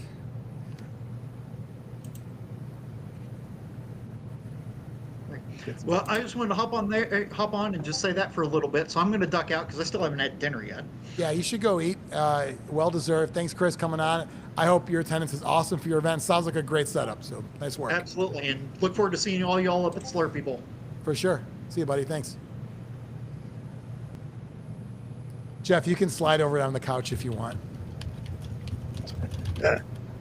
Oh, I suppose. No, it's the little triple. Does it automatically shuffle the things, or do you have to? I think it's automatic. Does this change if I do that? Did I change anything or no? Not to me. I think it has to be extreme. He's the host. He's actually in charge right Do now. we need to move people around? No. Did that change anything or no? What I just did? I made Jeff real big. No? I don't know.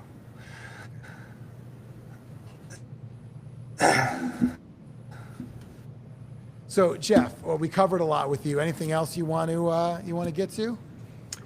I mean, I didn't really have an agenda.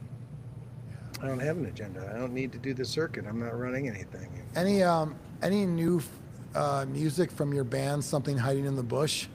No, but I listened to myself the other day and sang along to myself, harmonized just slightly on the points that weren't screaming, and it was kind of fun. When you wrote that, did you think this is the worst time to? Did you think it was going to get better or worse afterwards, from a political climate? Oh, did I think that the political? Like, did you think climate was- this is the worst, so I'm going to write a song about it? And you didn't know what else was going to happen. and not realize just how bad it could get? No, like, I mean, I have finished. Is our president still a pedophile? I think he might be. So, right. So, Well, it depends on this episode's live. So This is normally I it, yeah. say when this episode's Presidents are- released, we don't know, but this is live, so it is released now. well, I mean, like the whole lizard people thing might be, accentuated by certain neck flap skin and whatnot. So I'd say it's just as relevant nowadays as it were back in the Gary Condit era. My team I'm bringing to Zlurpee Bowl, it's the Blue World Order, and they're orc linemen. So it's a orc lineman team, like the other guys is the roster there, and all of them are basically themed after 80s and 90s cabinet members from HW and W together. So it's kind of all the Blue World Order, and Are they blue? they're blue orcs. Yeah, they're blue, Nice. and their armor is red and white. So they're red, white, and blue. Very patriotic. Yeah, I think so. And so we've got, I believe it's Gorg HW Borsch, and I got Dub Borsch, and I got a whole team full. You'll like it. That's right. I'm gonna Is that use what you're this- bringing? Yeah, I'm probably gonna bring them as regular orcs for Oracle maybe next year. I don't know, but for Chaos Cup, I'm bringing dwarves though, because the reason why I'm switching it for Chaos Cup, I want to prove to Extreme that only one of us is the top dwarf coach, and we got to do that at Chaos Cup. It's the only place to do it at. So I'm hoping we get matched up against each other, because that's the only way to really truly judge. Because I do remember at Oklahoma Bowl, Black Label beat the 40 Miners. What was the score, Extreme? Was it like 5-1? Oh, did we It lose was indeed Extreme? 5-1. Yeah, did we lose him? Did he somehow drop off? Yeah, it was 5-1. It was 5-1. Yeah, that was a good time. So anyway, Chaos Cup, you're going to see dwarf on dwarf. Jeff, what are you bringing to Chaos Cup? Did you mention that? I think I'm gonna go themey, and I'm gonna bring Tomb Kemri? Kings. Oh, Kemri. Tomb King, yeah. I like Oh, my yeah, Tomb Kings. Yeah. I like my paint scheme, which is it's based on the Peace of Mind artwork from Iron Maiden's album. Yeah, phenomenal. And- Yep. Somebody had painted a model of it, of the actual album cover, just 3D, Yeah. and they did that stark yellow highlight, blue shadow thing, and it I was love it. phenomenal. And I was like, I can hack that, spray from one side, spray from the other, and kind of pick out some details. And they work really well for who's gone. Like, this guy is gone. So I turn him around, and then he's a different color. So people whose eyes are going bad because they're fucking old. I'll tell you what, See it? if you want to get in a little peace of mind talk here, I remember Dean gave me the CD to bring to music class in junior high because we had to bring in music. It was like bring in a song, whatever. And so I had tapes at the time. Dean had CDs. And so he goes, bring this. And he gives me peace of mind. I go to school with it. And How old were you? This was junior high, so probably 11 or 12 maybe. Junior high? Is that what is junior high? 7th or 8th 12. grade? So yeah, 12, 13. 12, yeah, like 6th grade. Yeah, he gives me the CD, and so we put it in, and we just tell him. I told him to hit play because "Where Eagles Dare" starts off, And he didn't. The teacher stopped it in the middle of the song. He wouldn't even play the whole song. Apparently, it was too much for him. But the best part was we passed the CD around in class and the insert, and in the middle of the insert has the whole band at a table ready to eat a brain because it's peace of mind, not just peace of mind. Right. And so that was the fucking hit of class because they're like, oh, they're eating brains. Yeah, that was great. I didn't convert any new metalheads, but I did find out that a lot of people like to look at people eating brains. So it's fun. Peace of My mind. mom wouldn't let me get an Iron Maiden poster at the like county fair we went to. You do the balloons, or you throw Yeah. the Oh, yeah. and you pop something, and you get to choose a poster. I Yeah. wanted to choose an Iron Maiden poster, and my mom was like freaking out. She was like, "No, you can't." And I was like, "Mom, the only option other than that is naked girls sitting on Right. Corvettes and naked girls with soapy bodies and all this stuff." And my mom, swear to God, she was like, "I would rather you do that than that film, because at least beautiful women are God's gift to." Whoa. Oh, okay. So yeah, and the correct No. answer is obviously you can have both. You could have a Number of the Beast poster, and you can also have the Budweiser girls where they're like, in bathing suits and it spells Budweiser across all of them. You could get both, so maybe, I appreciate that your mom at least maybe lets you get the hot girl. Did you get that poster or did you not get it? I got a. Did No, you I get- did not get the poster. Did you get a Ferrari poster or a Lamborghini poster? Later instead? on? But she never asked me to take down the Sports Illustrated swimsuit edition calendar Yeah. that I would leave up. Like, it was 3 years old. Yeah. That's great. It's fine. I just Did- choose a different month every week. Yeah, I like it. She was fine with that. Did Extreme go away? Did. Wow, he's the host. How can the host I bet you he just put his camera off there. So Chaos Cup, and we talked about that. When you were running Chaos Cup, did you? Because I know for me, because you ran it after Katie and Mike, right, Katie? And so were you already thinking I'm not going to do this forever because of what historically has been done? I totally took exactly the way you described it as being like a senatorship. Yeah. Like that had the back of my mind was like, yeah, I'm probably gonna not want to do this forever. Yeah. As exciting as it is, but it's also like just the fact that it was handed down. It was never, it was never mine. I never thought that it was. Well, and I think that I would- it's probably easier to digest when it's like, I can commit to this because there's an end point. There's a finite term to this.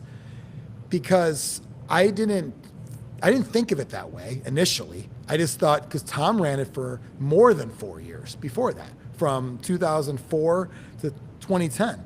So he had it for 7 years, whatever it was. I was just thinking, man, this is a lot of work.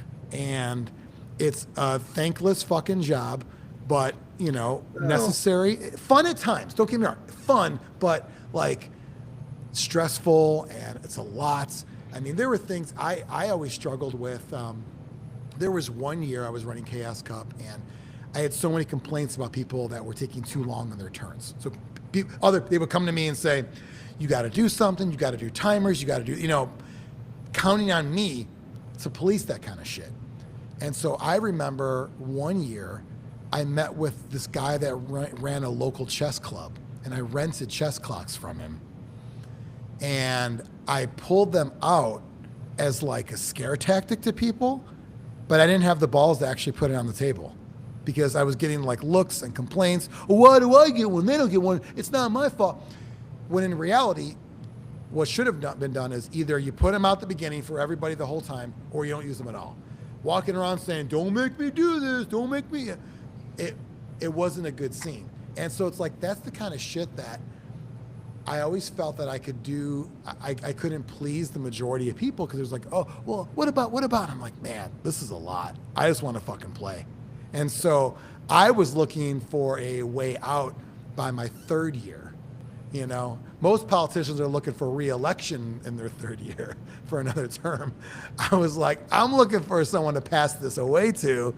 And I would imagine over time, Katie probably felt the same way, and you probably felt the same way, because it's a lot to deal with. Well, there's one of the things, just what you had mentioned about like not wanting to. I think one of the things that made Katie think that I would do good was the first Winter Wizards tournament that I ran at Grognard's. Mm-hmm. After the first round, Chris Hunt, like I called time. I was like, we have 10 minutes. We have 5 minutes. Okay, you're done. Turn in rosters. And Chris Hunt was like, how much time we have left? And I was like, 0. You have none. You're done right now. Give me your thing. Yeah, it's tough, right? And you don't want to be a dick, but that's kind of the job, Keller said, I had a clock Nazi go after me for under 4-minute turns. I didn't time him even though he took 11-minute turns. Yeah, it sucks because there's like, it's not really a clean game system to do clocks for. It just doesn't work. And there's some like, I don't know if, is it vampires or something where like there's a lot of rolls you got to do? There's a lot of rolls for vampires, and then snotlings too. Like snotlings, like anybody who plays that team has to play fast because you can get extra players on, and your players are doing something even when during your opponent's turn because of all the sidestep. It's like, oh, I hit you. Oh, well, where am I going to put my guy? Maybe I'll put him there, and maybe I'll put him there. And then those games, like, if somebody playing Snotling and they finish on time in a tournament, kudos, because right. They're just it's hard though, and it's not fair when you want everyone to play at a speedy pace, but that's one of the struggles I've always had with the game, because I typically play pretty fast, but I know sometimes I could default to, hey, there's a lot of shit going on, and I'll like preface it and say, hey, just so you know, this turn's going to take a little bit longer. Everyone's always okay when I say that because I've taken quick turns before that, but there are times, Extreme. I was telling Jeff about that time I bought those or rented those chess clocks. I didn't actually put them down, so I was like having like, don't make me use this. I should have probably just used it from the beginning, but it's really hard to institute timing in games, Yeah, I just wish it was the norm to do it from the beginning and everybody times their own games. You mean chess style or just 4-minute turns? Whatever timing, I don't care. Just something to keep things going. I keep meaning to bring this to tournaments because it's kind of handy, except it's big and it's clunky and glass. Yeah, looks cool though. It does look cool.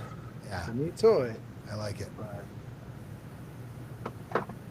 I like to be efficient at tournaments. I like to have a small profile stuff, so I'm not lugging a bunch of. It's nice not to. Alex said mandatory chess clocks. Danny said chess style, and that would make sense. One group of time for your whole team. And what happens when you run out? Are you done? You run out of time and you got 3 turns left? Right. And we take you out back and beat the crap out of you. Who's we? Whoever wants to. Oh, can I? Sure. Okay. What if it's me? Call for your mom and. Oh, okay. What can I mean? I just don't even know. Like, how, I don't know. More reasons I don't want to run shit is because having those kind of conversations. someone else's problem now because there is always going to be a slow ass. And when it's the last fucking round and I just want to get out of there. There was a tournament I went to in Iowa last year where I did so bad and I lost my last game so quick. I went to Chance. I go, I'm getting out of here. He's like, okay. Like, I didn't win anything, right? He goes, no. I'm like, I gotta get the fuck out of here. Because I know, I was looking on my phone to see when awards went up. I made it home 2-hour trip, I think before the awards were posted. I just want, because, you know, at a certain point, I'm not doing anything. I'm not going to sit around, but I get it. Tom said everyone has a cell phone. What does that mean? There's chess clock apps on your phone. Oh, I just thought he meant everyone. I just thought he was making a statement. Bananas are yellow. Keller said Fumble taught people to play fast. Most people. The board game is meant to be social and fun. Hard to tell a guy to move faster when you smoked a J with each other. Yeah. You made it worse. You made it worse, I would say. Alex lives with a slow ass. No, slow ass. Got it. Jeff, a couple questions for you. And Brian, we can all take a round and answer these. What race would you add to the game of Blood Bowl? Would I add? Would you add a race to the game of Blood Bowl? Squigs? I want to see Squigs. There have been people that came up with Squig teams. Squigs are in the lore. Squigs are like thing. I'd like to see a Squig team. Yeah. Okay. Extreme, how about you? A lycanthrope team, werewolves and werebears, and where it started as humans, and you would actually change forms throughout the game.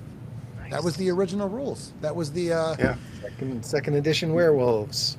So when I stole Andy's Crusher League rule book, he already had the were team in there, and I think you had to have double the models, right? Human form and werewolf form. Yeah, I mean that was the idea. Yeah, I like that. I was a big fan of the Nippon team, kind of the Japanese samurai team. I used a version of that at Four Diamonds Cup when I went years ago. That was a cool take on it. I know a lot of people don't want more human teams, but I would love it because I think that to me is the most Blood Bowl of all of it. It's not Warhammer. It is a different universe. So to me, I would love to see more, not just humans, Norse, Amazon, but I love nobility. More human variants to me are kind of cool. I know a lot of people think it's boring though. So you mean variants on their rules? Oh yeah, like so you'd have a ninja on your team. He'd be 0 to 2. He'd have 4 agility, 8 movements, whatever, and then you have some samurai linemen, blockers, and just because it's something different. And having other variations of human models you could use. So kind of like Norse and Amazon and nobility. More of that. Not new rules, but there is a company that's releasing a team that would fit that style very well. I think it's designed more for a nobility roster, but has the models all look like Japanese historical. Nice. The ones I had were Phil's Figs, I think, right? Aren't those ones? Remember those, Brian? Yep. Yeah, the sumos and... yeah, I brought those to Four Diamonds Cup, and everyone got a kick out of my roster because of the player names. Fuck Wong Ho, and that type thing. I won't get into more of them, but Hoshikomi was on the team as well. Did you know Hoshikomi was also the voiceover in Karate Kid 2? He was Honk. I did know that. I interviewed him once. I think it was his final interview. Yeah, he did. He committed. Was it Steve Stone he committed afterwards? I think it was Sudoku. Yeah. So I know Anthony Albano's on. He was a big Hoshikomi fan as well. Both of them had a thing for Elizabeth Shue, and who doesn't? Biron wants sumo lineman. Yeah, that's what I had. So that was a good team. So that would be what I would add. What team would you, or what race would you like to see gone from the game of Blood Bowl? Currently in the game, you want to see it gone. I'll go first. Is High Elf still in? They're a team of legend. Get them the fuck out of there. It's over. It's over. I hate you. You stole my answer. I know. That's why I wanted to go first, because everyone's got the same fucking answer. I just don't think they have a place right now. They don't have any identity that isn't covered by the other elf teams.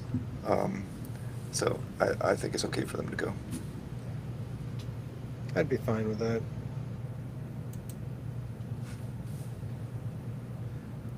Yeah, that makes sense. Extreme, you've got a question. Keller says vampires are dumb. I think they were better in the past. I don't like what they are now, but I think they were cool in the past. Why don't we have betting on Blood Bowl tournament results? You mean like between each other, or do you mean like within like an official sports betting app? Why isn't Blood Bowl recognized like the NFL? Just more like a fun aspect. Like, you're betting on everything else these days. Why aren't there odds? Oh, Vanderbeek's there, Mike Coon's there. What the odds that they're going to pull off the win? You want to start that? I'd be down. No, it was just a question I was proposing. A discussion point. Yeah, I think there's nothing wrong with that. We could easily do that. It seems like Blood Bowl coaches a lot of times, do you think they're cheap asses? They wouldn't want to put the money down? They're scared to bet? Because it's like betting on base Pete Rose, like you're in it. How do you bet on it when you're in it? That kind of thing?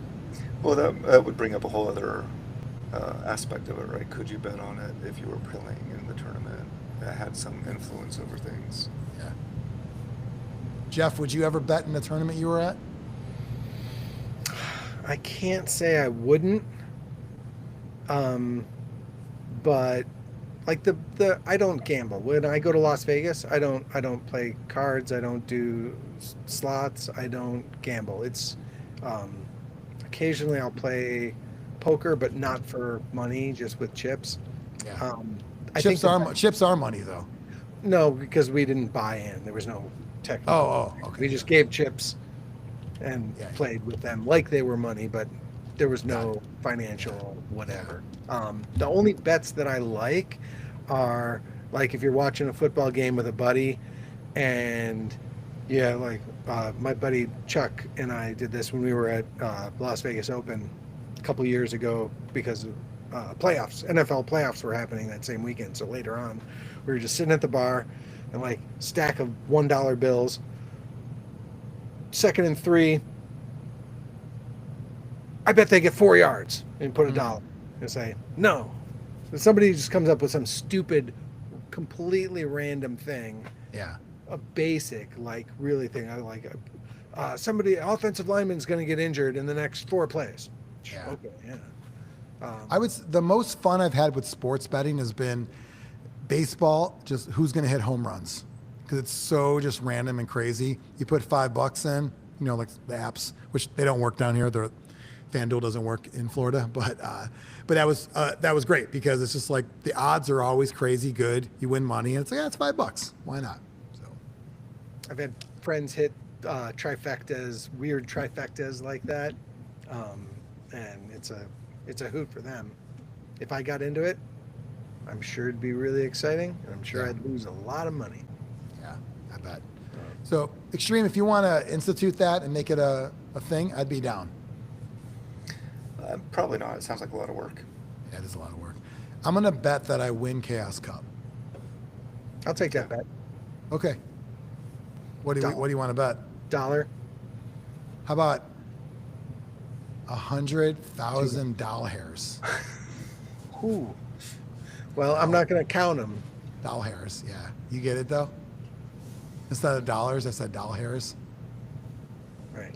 You get it though, right? Like doll hairs. Yeah. Is that a better joke than you retelling Keller's joke or no? Absolutely. It was. Yeah, 'cause I did not do good. If you ever do stand up and if you want to take the doll hair bit, that's yours. Oh. Keller said not even charging me for it. 10 to 1, 100 gold coins versus my doll hairs. That's fine. Take it. Extreme, anything else on your list there, the Blood Bowl list? I don't know. I'm afraid to open it. Let's see. Oh, you don't have it opened? I have your notes on one little sliver on my screen. Right, I had it open, but then that's when I went away because I had too many things going on. Yeah, because you were talking on Discord with people, or no? Discord, Facebook, Yeah. Are you trying to drum up business, or are you just doing side chats when we got a show going on? I'm trying to keep this thing going. I'm trying to be the producer role here, but I Okay. wasn't ready to do all this. I hear a fuck ton of clicking. That's all I'm saying. I was messaging him before I could get on as well. So Thank you. I was that same, And I helped him get same on. person, like, See? tick, tick, tick, tick, tick. I can't figure this out. So Keller said his son has the same name as him, and that's his joke. So there you go, Jeff. son actually killed that joke. Yeah, Awesome. there's rumors of a new edition of Blood Bowl. Jeff, would you like to see a total overhaul of the rules? No, they're not going to overhaul the rules. It's too much work. And they're just going to make them imperfect. Hey, I'll take that bet. You think that they're going to like Oh, yeah. completely redo the rules? Yeah. Like It'll to what point? To where they're going to make a different size board? What Games Workshop thing have they ever done that make you think that they're going to keep things the same? They sell miniatures, and the way to sell miniatures is to create new rules to make the new miniatures do really well. So why would they, if they're going to sell a box of miniatures for $100 or more, probably more now, 150 probably for a box set, if they keep the rules the same, you're not going to buy the box set. Right? You're not going to buy the new box. Same rules? I'd buy a new box with new teams in it. The second season edition. Yeah. I think I have 2 copies of it. It's silly. It was really great value. Now, do you think Games Workshop knows that? Or in their mind, it's like, if I want to sell shit, I got to make new shit. No, I mean, and there's a bunch of game store owners that probably have it on the shelf that hasn't actually been purchased. But it was a great value. I don't think they'd make as much money on that as they would on making new teams, making new rules, not changing the core rules, just adding teams like they're doing with gnomes. Yeah. It's easier to do that, just to add to it. But I wouldn't be surprised if there was... I wouldn't be wholly surprised. Yeah, I think there would still be block dice. I think the rolling to knock people down and the blocking aspect of the game would be unchanged.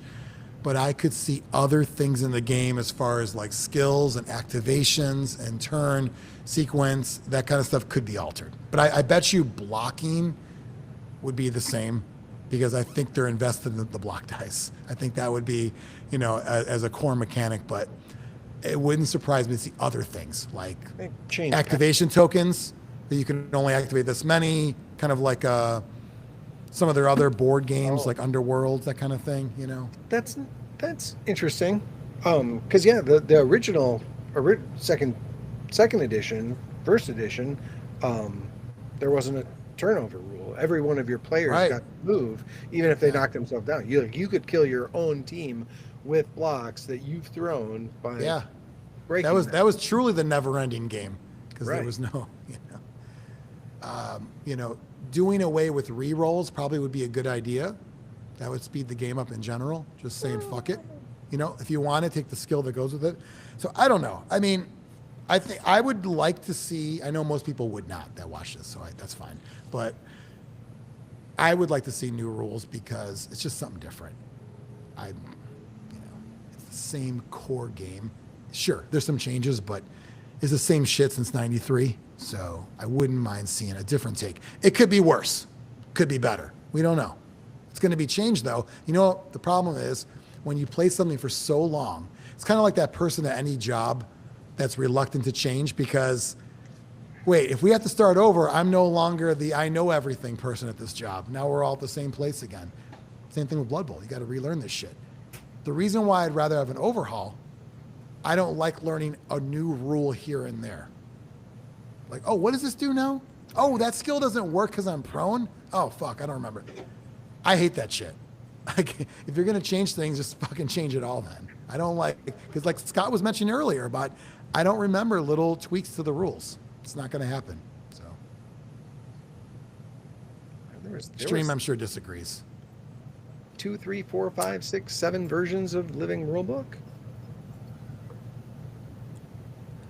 I think the game's in a healthier place than it's ever been before, with the number of people playing it, and it would be silly to make a huge change now. I think there's definitely room to do a cleanup version, using the FAQ to actually write things that make sense in the rule book the way that you intended them, and put out one nice rule book.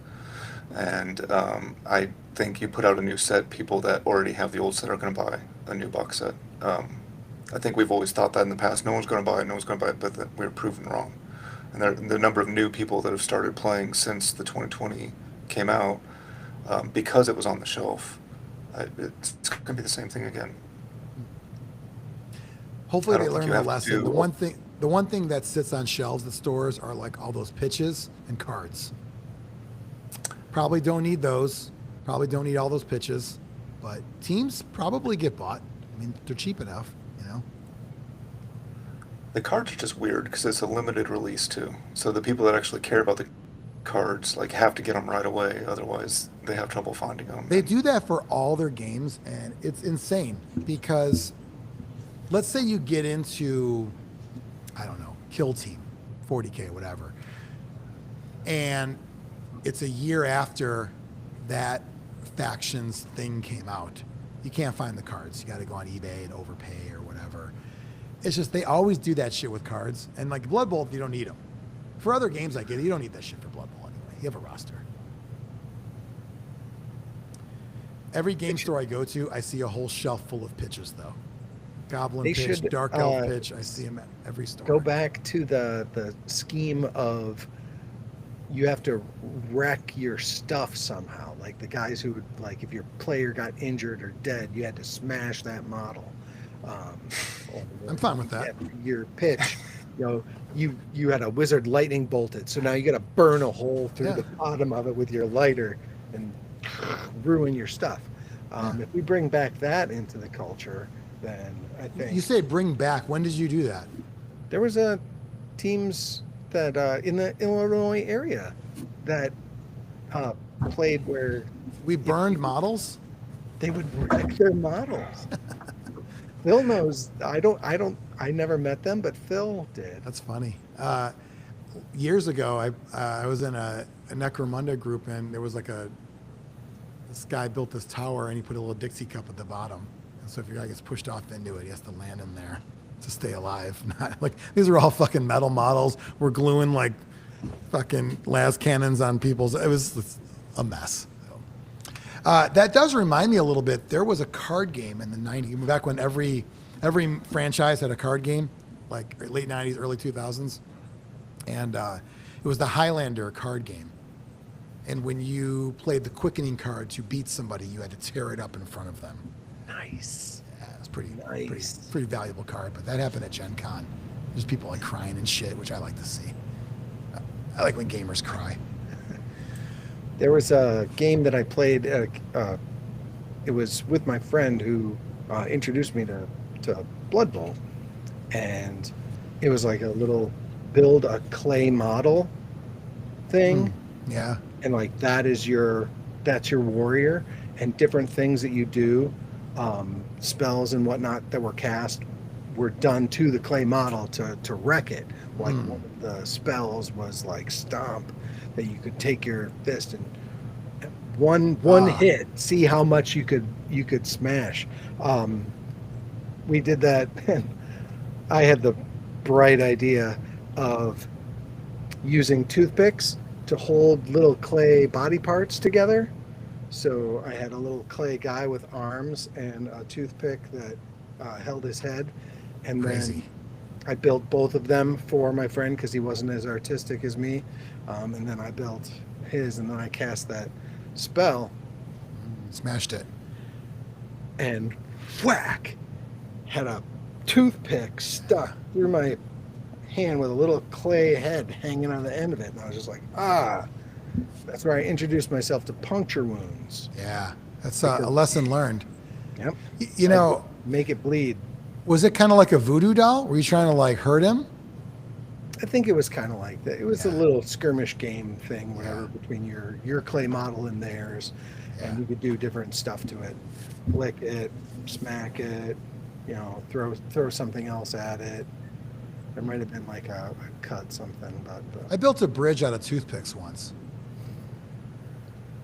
I didn't puncture myself though. how much weight did you hold on it? I put a brick on there. Just one? One brick, yeah. I had actually had to put styrofoam like on it and then the brick on top but I had like trusses built and all that. I kind of cheated though because I think I used too much hot glue. It was a school project, and like at a certain point you're just fucking caking that hot glue on. It's like, come on, it's barely toothpick anymore. I could have tried to puncture it in my hand and it wouldn't have worked. That's how much of that gooey glue, the tasty gooey glue I had in there. Viron's talking shit in the chat, but he's never going to come on the screen, so we can ignore him extreme. Stop putting his fucking comments on the screen. No need to highlight him. Glad to see. So Danny said Highlander still being played competitively. That's awesome to see. I remember playing that. I played the fucking Dune card game back in the day. Anthony says there could be only one. Yep, of course. There's a link there.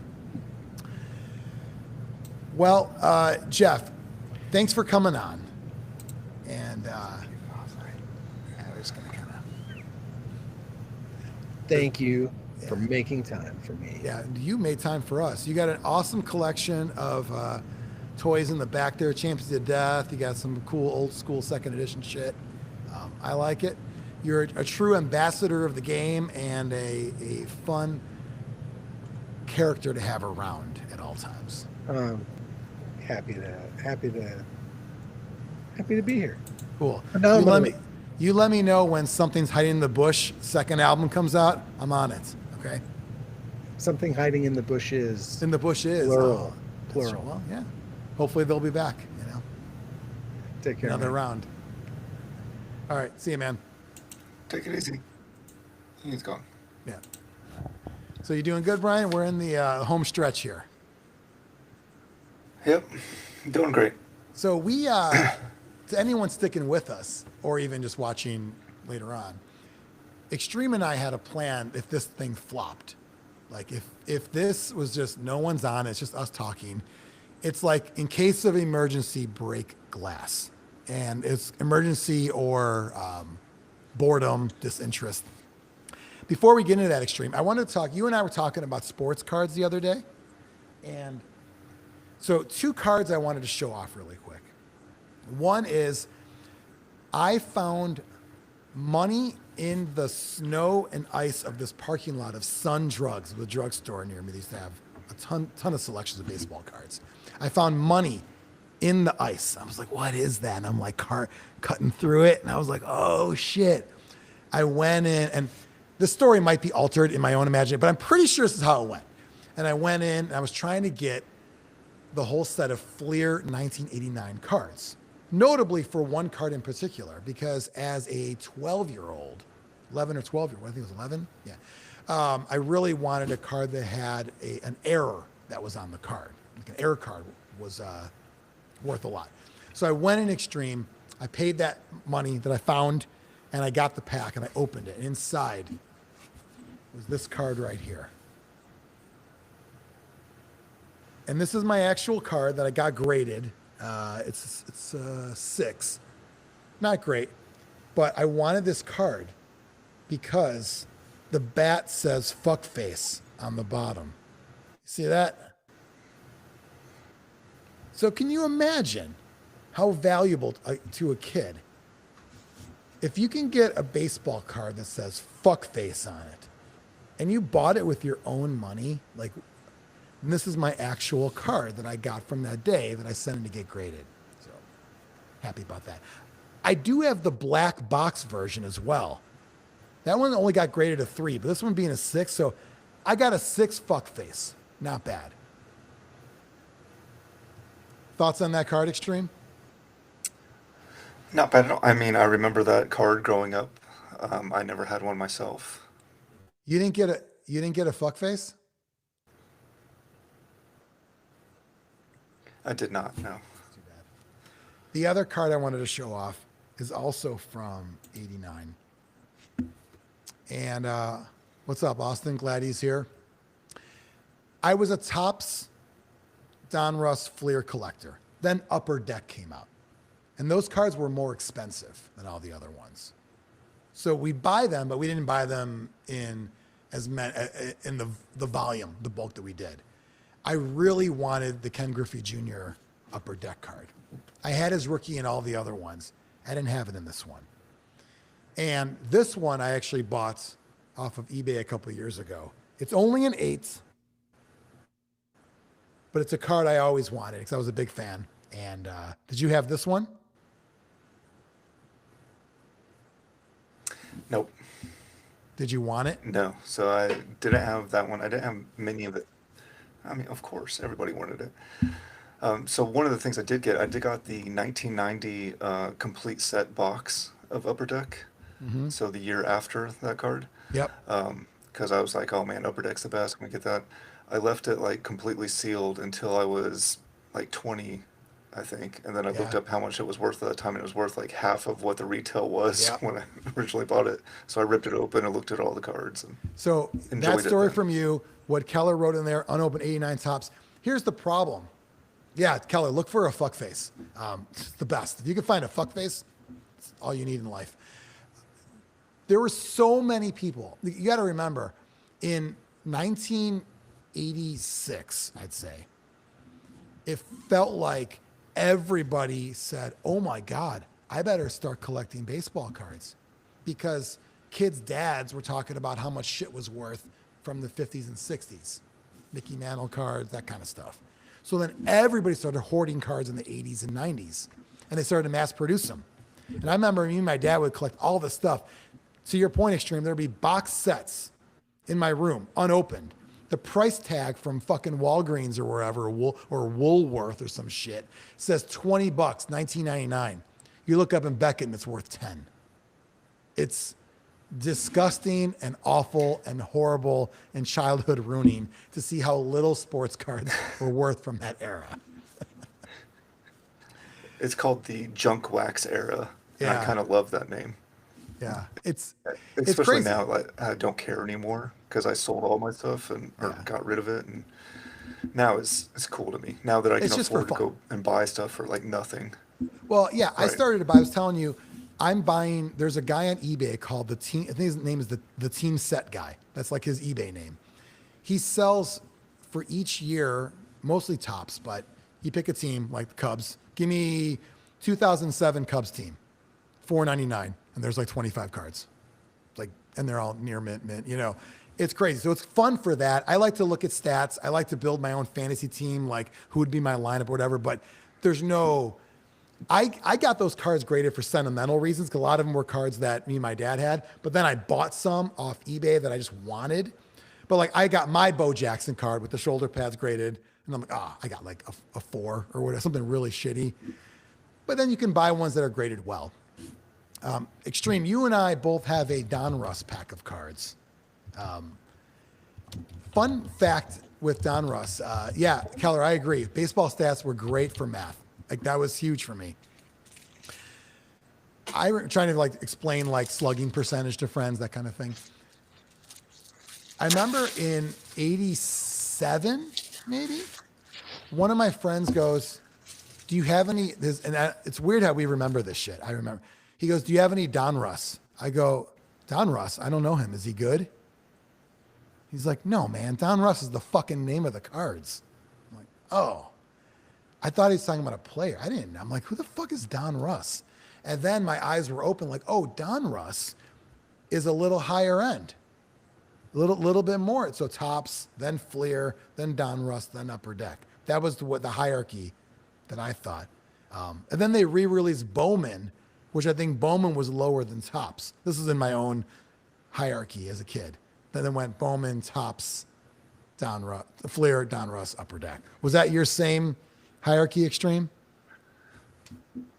Well, the problem with the Bowman, they released the Bowman at the bigger size. Yeah, it was so stupid. It would fit Wouldn't like fit. 9-page books, but it would stick out at the top. Yeah. That's where, you know what you do? Like, why did you make that choice? Just You put the Cardinals and White Sox players at the top. You put those at the top of the binders, because those are the ones that get shitted out. That's what we did. And yeah, Keller, it's nostalgia. That's all it is, you know. Austin said grandfather passed away. Got baseball scrapbook, a lot of neat stuff in there. And yeah, pretty wild. So Extreme, do you want to do a crack open segment? Sure, why not? Or do you want to wait till the total end? Is this the end? Is it getting to the end? It might be. Let's prolong. If somebody calls in, we'll let them in. All right. We have a half hour left here, right? Yeah, if someone calls in, we'll let them in. But here's what I want to do. So I got to go get mine. It's over there. We have a pack. I want to do them one by one, and basically like each one of us, we're gonna basically like they're gonna be face off. Like when we pull one, who's better of the two, and argue the case. All right. I'll be right back.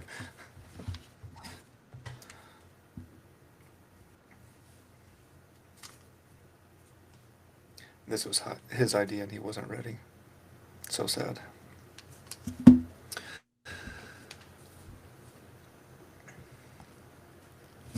So let's just take a second and fucking drink this in for a minute. This is a sealed Don Russ pack of cards from fucking Osco, dude. Did you have Osco Extreme? No, there's another name for. It's the same company but different name. There it is, Osco. I forget what it is.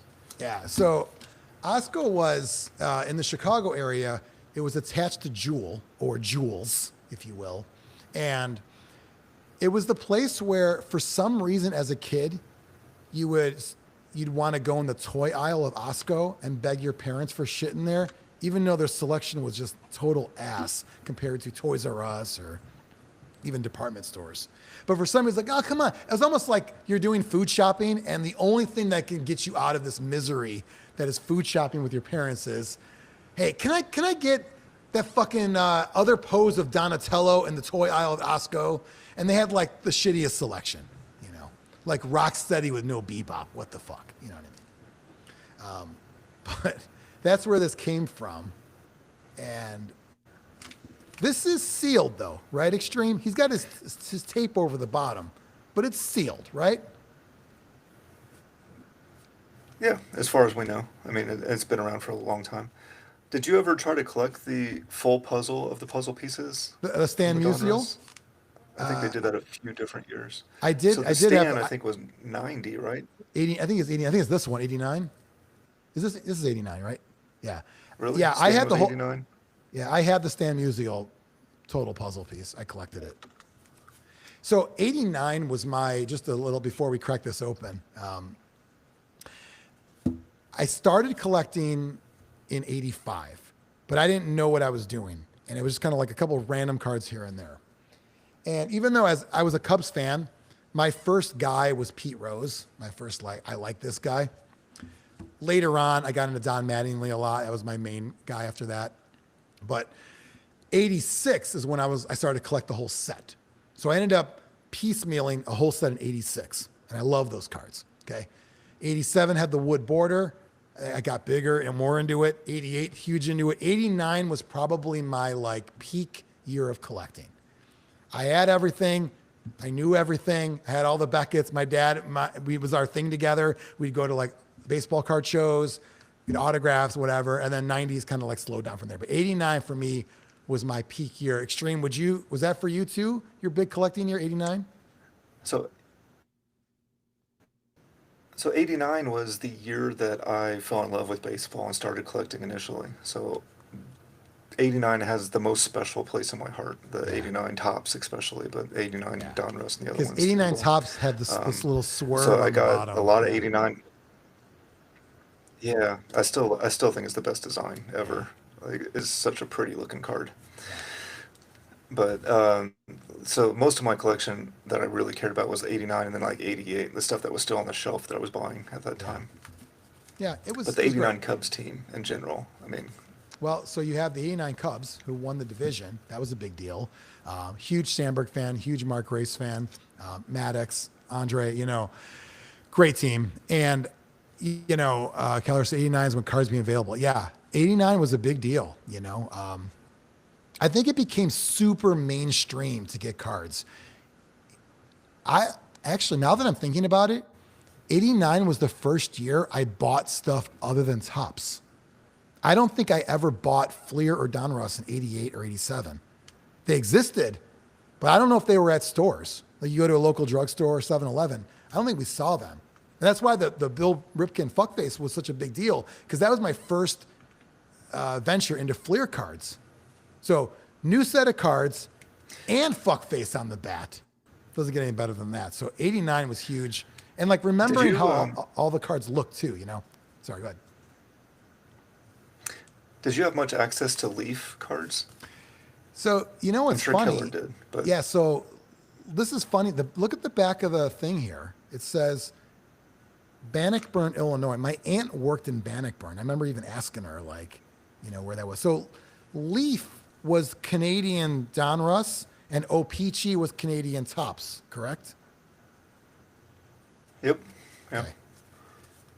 So we would get, my dad and I, when we would go to shows, we would buy like I was collecting Don Mattingly, so I had to get every card. So I already had his Don Russ card. We would buy his Leaf card or buy his O-Pee-Chee card, you know, not in packs, singular, you know. So are we I would ready, occasionally Extreme? come across like a pack of Leaf cards. Really? Sure. Like in a store? In a store you saw So Leaf cards? Sorry, a little delay Yeah, here. Okay. every once in a while, like when I'd come back to Indiana to visit my grandparents and stuff. I will say, I don't remember if Don Russ came with gum or not. Tops was gum. Quick side note. In 1991, I bought a 1981 pack of Tops cards sealed. And the gum was in. It was like twice the size. Real fat, wide piece of gum. It had a black circle on it. Like, you know when you get salami, it's got like sometimes like little like things on there. It looked, and I ate it, or chewed it rather. I felt so shitty later that day. Like I didn't like puke or anything, but I just felt bad. I don't remember if Don Russ had gum. We'll find out. All right, Extreme, let's crack. I don't think so, but we'll find out. One at a time.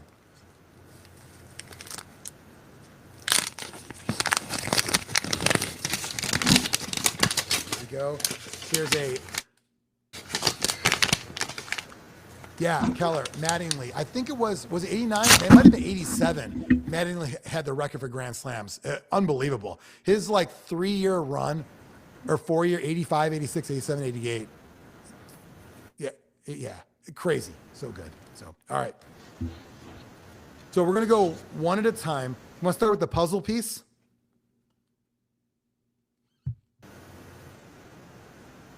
Extreme, you there? So I got this puzzle piece. This is the top maybe of Stan's jersey. So I got my puzzle piece. Oh, it was Warren Spahn. Warren Spahn, not Stan Musial. Yeah, I think so. You're right. Looking at my puzzle piece now, I think Stan. Yeah. Can you? Oh, we lost Extreme. We lost Extreme. I gotta do this shit alone. I'm not gonna do that. I'm gonna wait. The right thing to do is to wait for Extreme. And yeah, Keller, crazy though, dude. That year was unbelievable. I remember when, so growing up in the Chicago area, it was like, we're never going to see the Cubs play the Yankees because we didn't have interleague play back then. When they started it, I remember I'm like, I want to go to a game so bad, even though Matty was already gone, but Cubs Yankees would have been cool to go to. I don't want to totally look at these yet, but we're going to be doing a bit of a, not only unwrapping of a 1989 Don Russ pack, but we're going to be going card by card and a face-off of sorts, arguing the points. Part of the reason I wanted to go Don Russ of 89 and not Tops, Ken Griffey Jr. had a rookie card in Don Russ 89. In Tops, Griffey was only in the traded set. So you wouldn't get those in packs. You get that in the traded set afterwards. So I thought, you know what? Wouldn't it be kind of cool on the live Zlurpcast to pull a Ken Griffey rookie? That would be cool if we can get that going, but we shall see. I don't want to crack these until Extreme comes back, but it's going to be good when we get that there.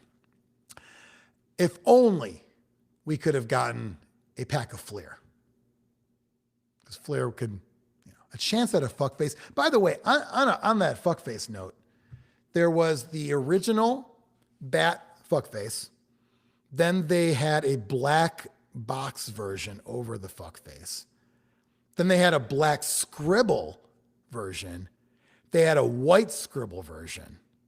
So there were 4 different versions of that same Bill Ripken card. And I remember as a kid, I think I had all 4 versions.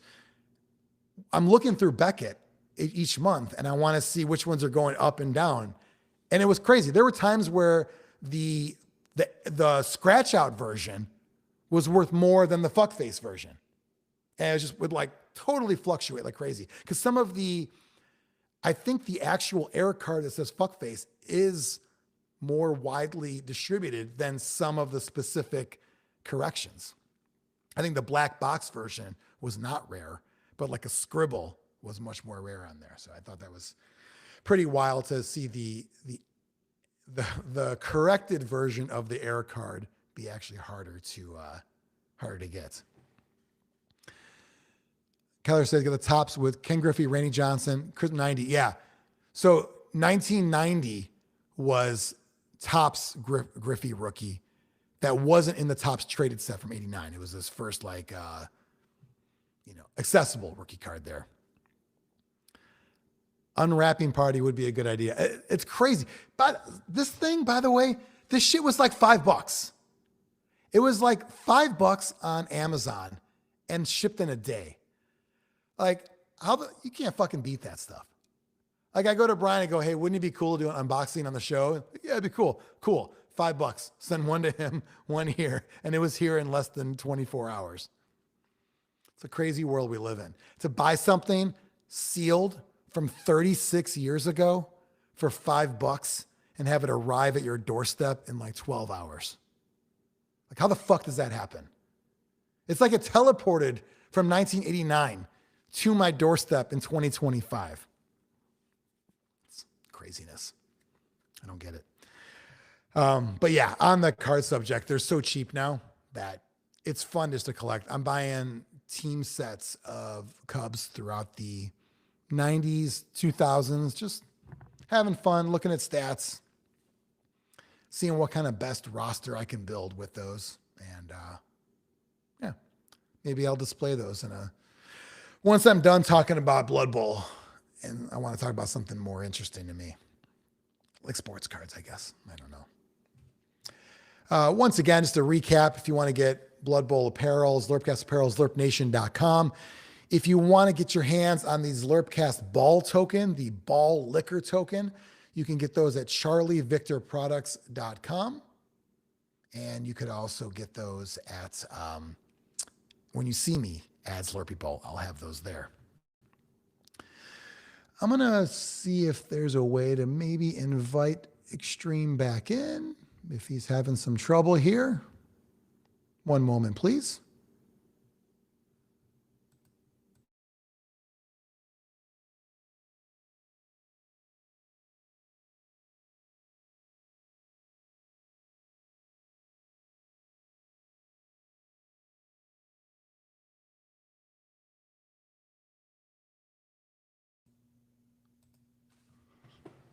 Hey, I'm back. Let's try to get Brian in here. I'm going to try this. Try this. You don't see me?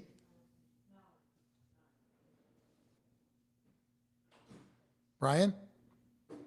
Yes. You hear me? Yep.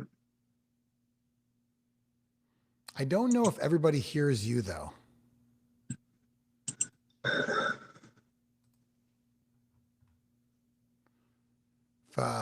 Danny, Keller, whoever's in the chat there, do you guys hear Brian or do you just hear me? Brian, start talking. I'm talking. Anybody hear me?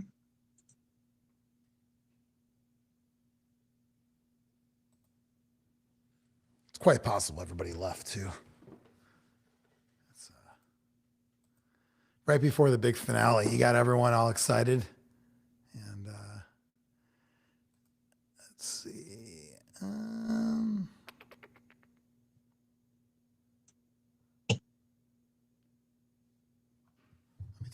Let me see how it is on my phone here.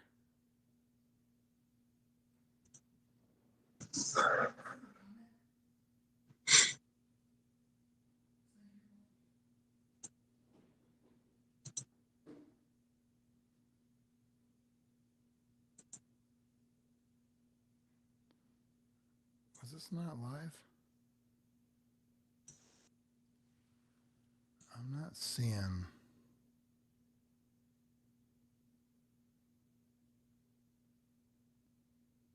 Okay. I believe we are being heard right now.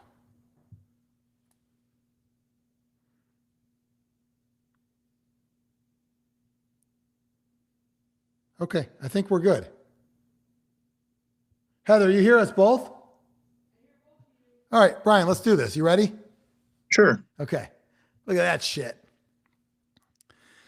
All right, so first up, we've got the Warren Spawn puzzle piece. Yeah.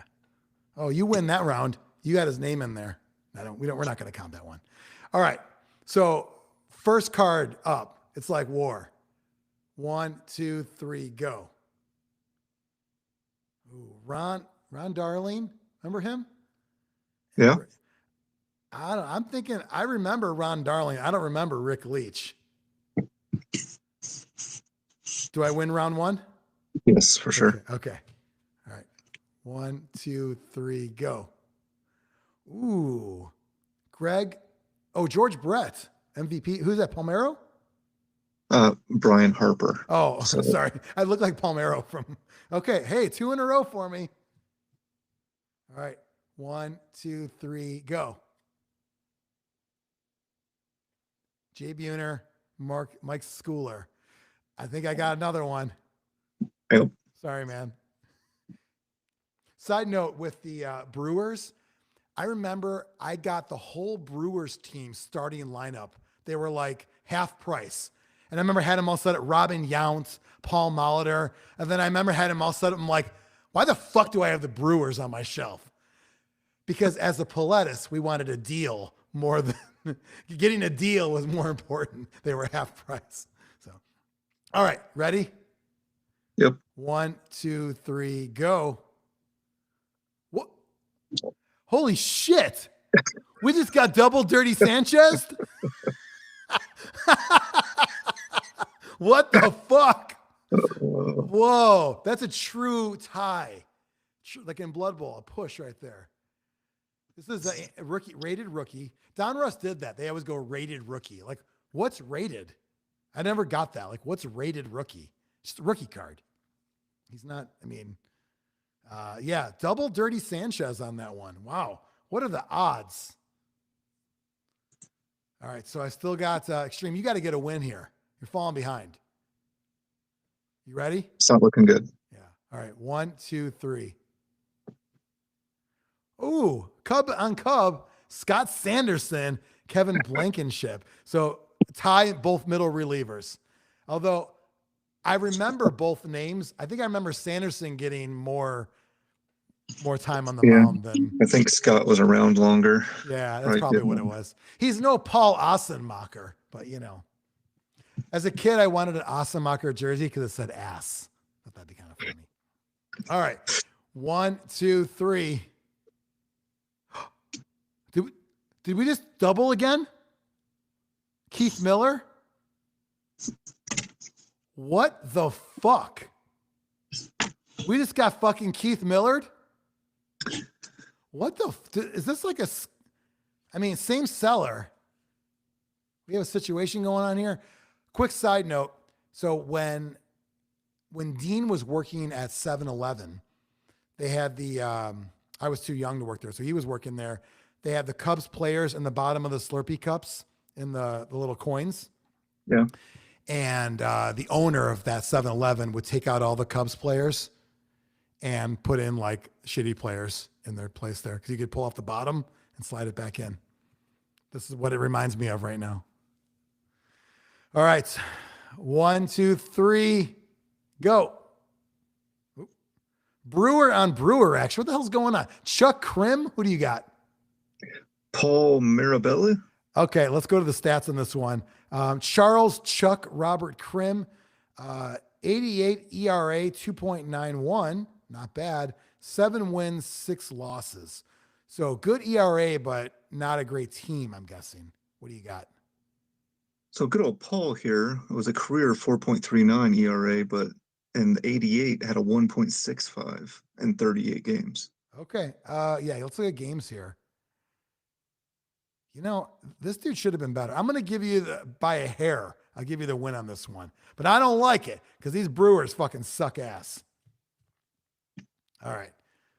1, 2, 3, go. Jody Davis, former Cub, versus Francisco Melendez. I'm just going to go automatically Jody Davis for the win due to the Cub connection. Sure. I remember That was- going to my first Cubs game. The crowd was chanting Jody, Jody. It was an intense fucking chant. And then by the time I went to like my next Cubs game, we had Damon Berryhill. Nobody's chanting fucking Berryhill. I was getting pissed off. We're all chanting Jody, but where's the fucking Damon Berryhill chants? I got none. All right. Ready? 1, 2, 3, go. Gary Reedus. Are you kidding me? Are you fucking kidding me right now? 3 duplicates in the same spot. If these were cut, these wouldn't be cut from the same sheets. Or maybe it was, but like I don't know. Did you ever have an uncut sheet at all or no? No. I had I think it was a 84 Topps uncut sheet because I wanted Mattingly on there and on my wall. I think my dad got an uncut sheet. That was kind of cool. But all right. 1, 2, 3, go. Wow. That's all I can say. What the fuck? Is there a fix in here or is this normal? I don't know. There's no way this is normal. But why would it be this way? Because if I bought them from the same seller, let's say I've got both packs sent to me and I open them both and I got all these duplicates, I'd be fucking pissed. All right. 1, 2, 3, go. Jesus. This is not a real pack. There's no way. All right. 1, 2, 3, go. Oh, you got a checklist? I automatically win. You got a fucking checklist. William Brennan, 1 year with the Dodgers. A whopping 6.75 ERA. Yeah, this guy's awful. He played 4 games. But you know what he does? He beats a fucking checklist. All right. 1, 2, 3, go. Fucking you got me. Good old Brian Myers there. TNA Impact champion. Yeah, fucking checklist. So that gives me 2 wins. Yeah. All right. 1, 2, 3, go. Oh, man. It's all down to the final card. It's, I could tell from the back, it's a different kind of card, like an MVP type card. Is that what you have from the back? I believe I have a Diamond King. Maybe it's Diamond King. Yeah, Diamond King. If it's the same one I have, not only am I going to be pissed off, but I have a story to share with you about it as well. 1, 2, 3, go. Sorry, you got it. Bobby Bonilla takes the cake on that one. So fucking Chris Sabo, dude. I had a friend growing up named Adam Niglio, and he's hardcore White Sox fan, super Cub hater. And I was like, Mark Grace is going to be the best. 1989 is going to be awesome. He's going to be Rookie of the Year. Speaking of bets, he goes, I'm going to bet you Chris Sabo's better. Rookie of the Year. I'm like, I'll take that bet. And I think Chris Sabo did win Rookie of the Year that year. I could be wrong, but I was pissed off that he actually turned out to be good. But I wanted him to fail. One, because my Cub hating friend liked him, but he only liked him because he was not Mark Grace. You know what I mean? Like he only liked him because it was the opposing good new Rookie of the Year. Also, he looked like a nerd. I'm not doing the fucking Horace Grant spectacles back then, you know? So I'm going to give you Bobby Bonilla. Fun fact, he's still making money in baseball today. So, Smart guy. Yeah. So interesting. Something I mentioned when you were away for a moment is how wild is it to have a $5 pack of cards be transported to us from 1989 to 2025 in 12 hours. Like when I put the order in Amazon, it was 8 o'clock Wednesday, 8 o'clock Tuesday night. And it arrived at our houses like midday yesterday. Like that's crazy that for $5 this can be transported from 1989 into our homes. Crazy, right? Who would have ever thought? Disappointing, the duplicates, or normal Yeah. because of how oversaturated cards were back then? No, it's disappointing. I mean, you would expect a different variety of cards at least. Isn't it weird they were in the same spots too? Yeah. Very fucking strange. Here I thought only the Dirty Sanchez was going to get us, but you know. Well, anyone who stuck around or watch us later on, thanks for hanging out. I don't know how the ending turned out, but we wanted. Oh, go ahead, Brian. Sorry. It turned out like shit. That's all right. You know what? It turned out, it's got like kind of like a Blair Witch style ending with like the camera walking around there. We covered a lot. Bill Ripken, fuckface, the mysterious package you got from Amazon. Who the fuck is Don Russ? We covered a lot of Blood Bowl. I want to thank all the guests for coming on. Very cool that they took time out of their night to join us. Extreme, do you want to do a quick drawing before we go for who gets the comic? Sure. Okay. So do you have a dice nearby or no? Can you get, Not really. no, you got a, oh, you know what? We got 7 people. I got a D.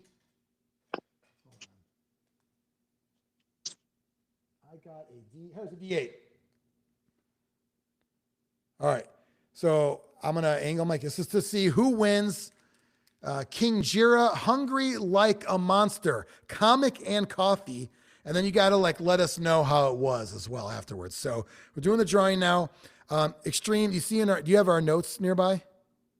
No. No. Okay. So try to remember this then. Scott's 1, Steve's 2, Mike's 3, Sean, Jeffro, Sean, Chris. I'll just, we had 2 Seans and Chris, and an 8 will be a reroll. All right. I'm going to roll this up here. Let's bring the camera down so there's no shenanigans. You can get a look at my Shawn Michaels shorts here. We got a 4. 4 is 1, 2, 3, 4. That is Sean Morpheus Hennessy. So Sean, you are going to be the winner of this comic. He's going to Zlurpee Bowl, right, Brian? Yeah. Okay. Looks like I'm shoving this in my bag. And I'll be seeing you, Sean, with this comic, and you get this fucking stale coffee. Oh, you know what? I don't know. I think the airport will let me do it. Yeah, I'm sure. It's just coffee. Should be fine. You never know. It'd be kind of funny, right? All right. Brian, anything else you want to cover? No, I don't think so. We've said it all. We made it. 7-11. First live Zlurpcast in the books. Maybe we'll do it again. Follow us online, zlurpnation.com. We'll see you at Zlurpee Bowl. Until next time, bye-bye.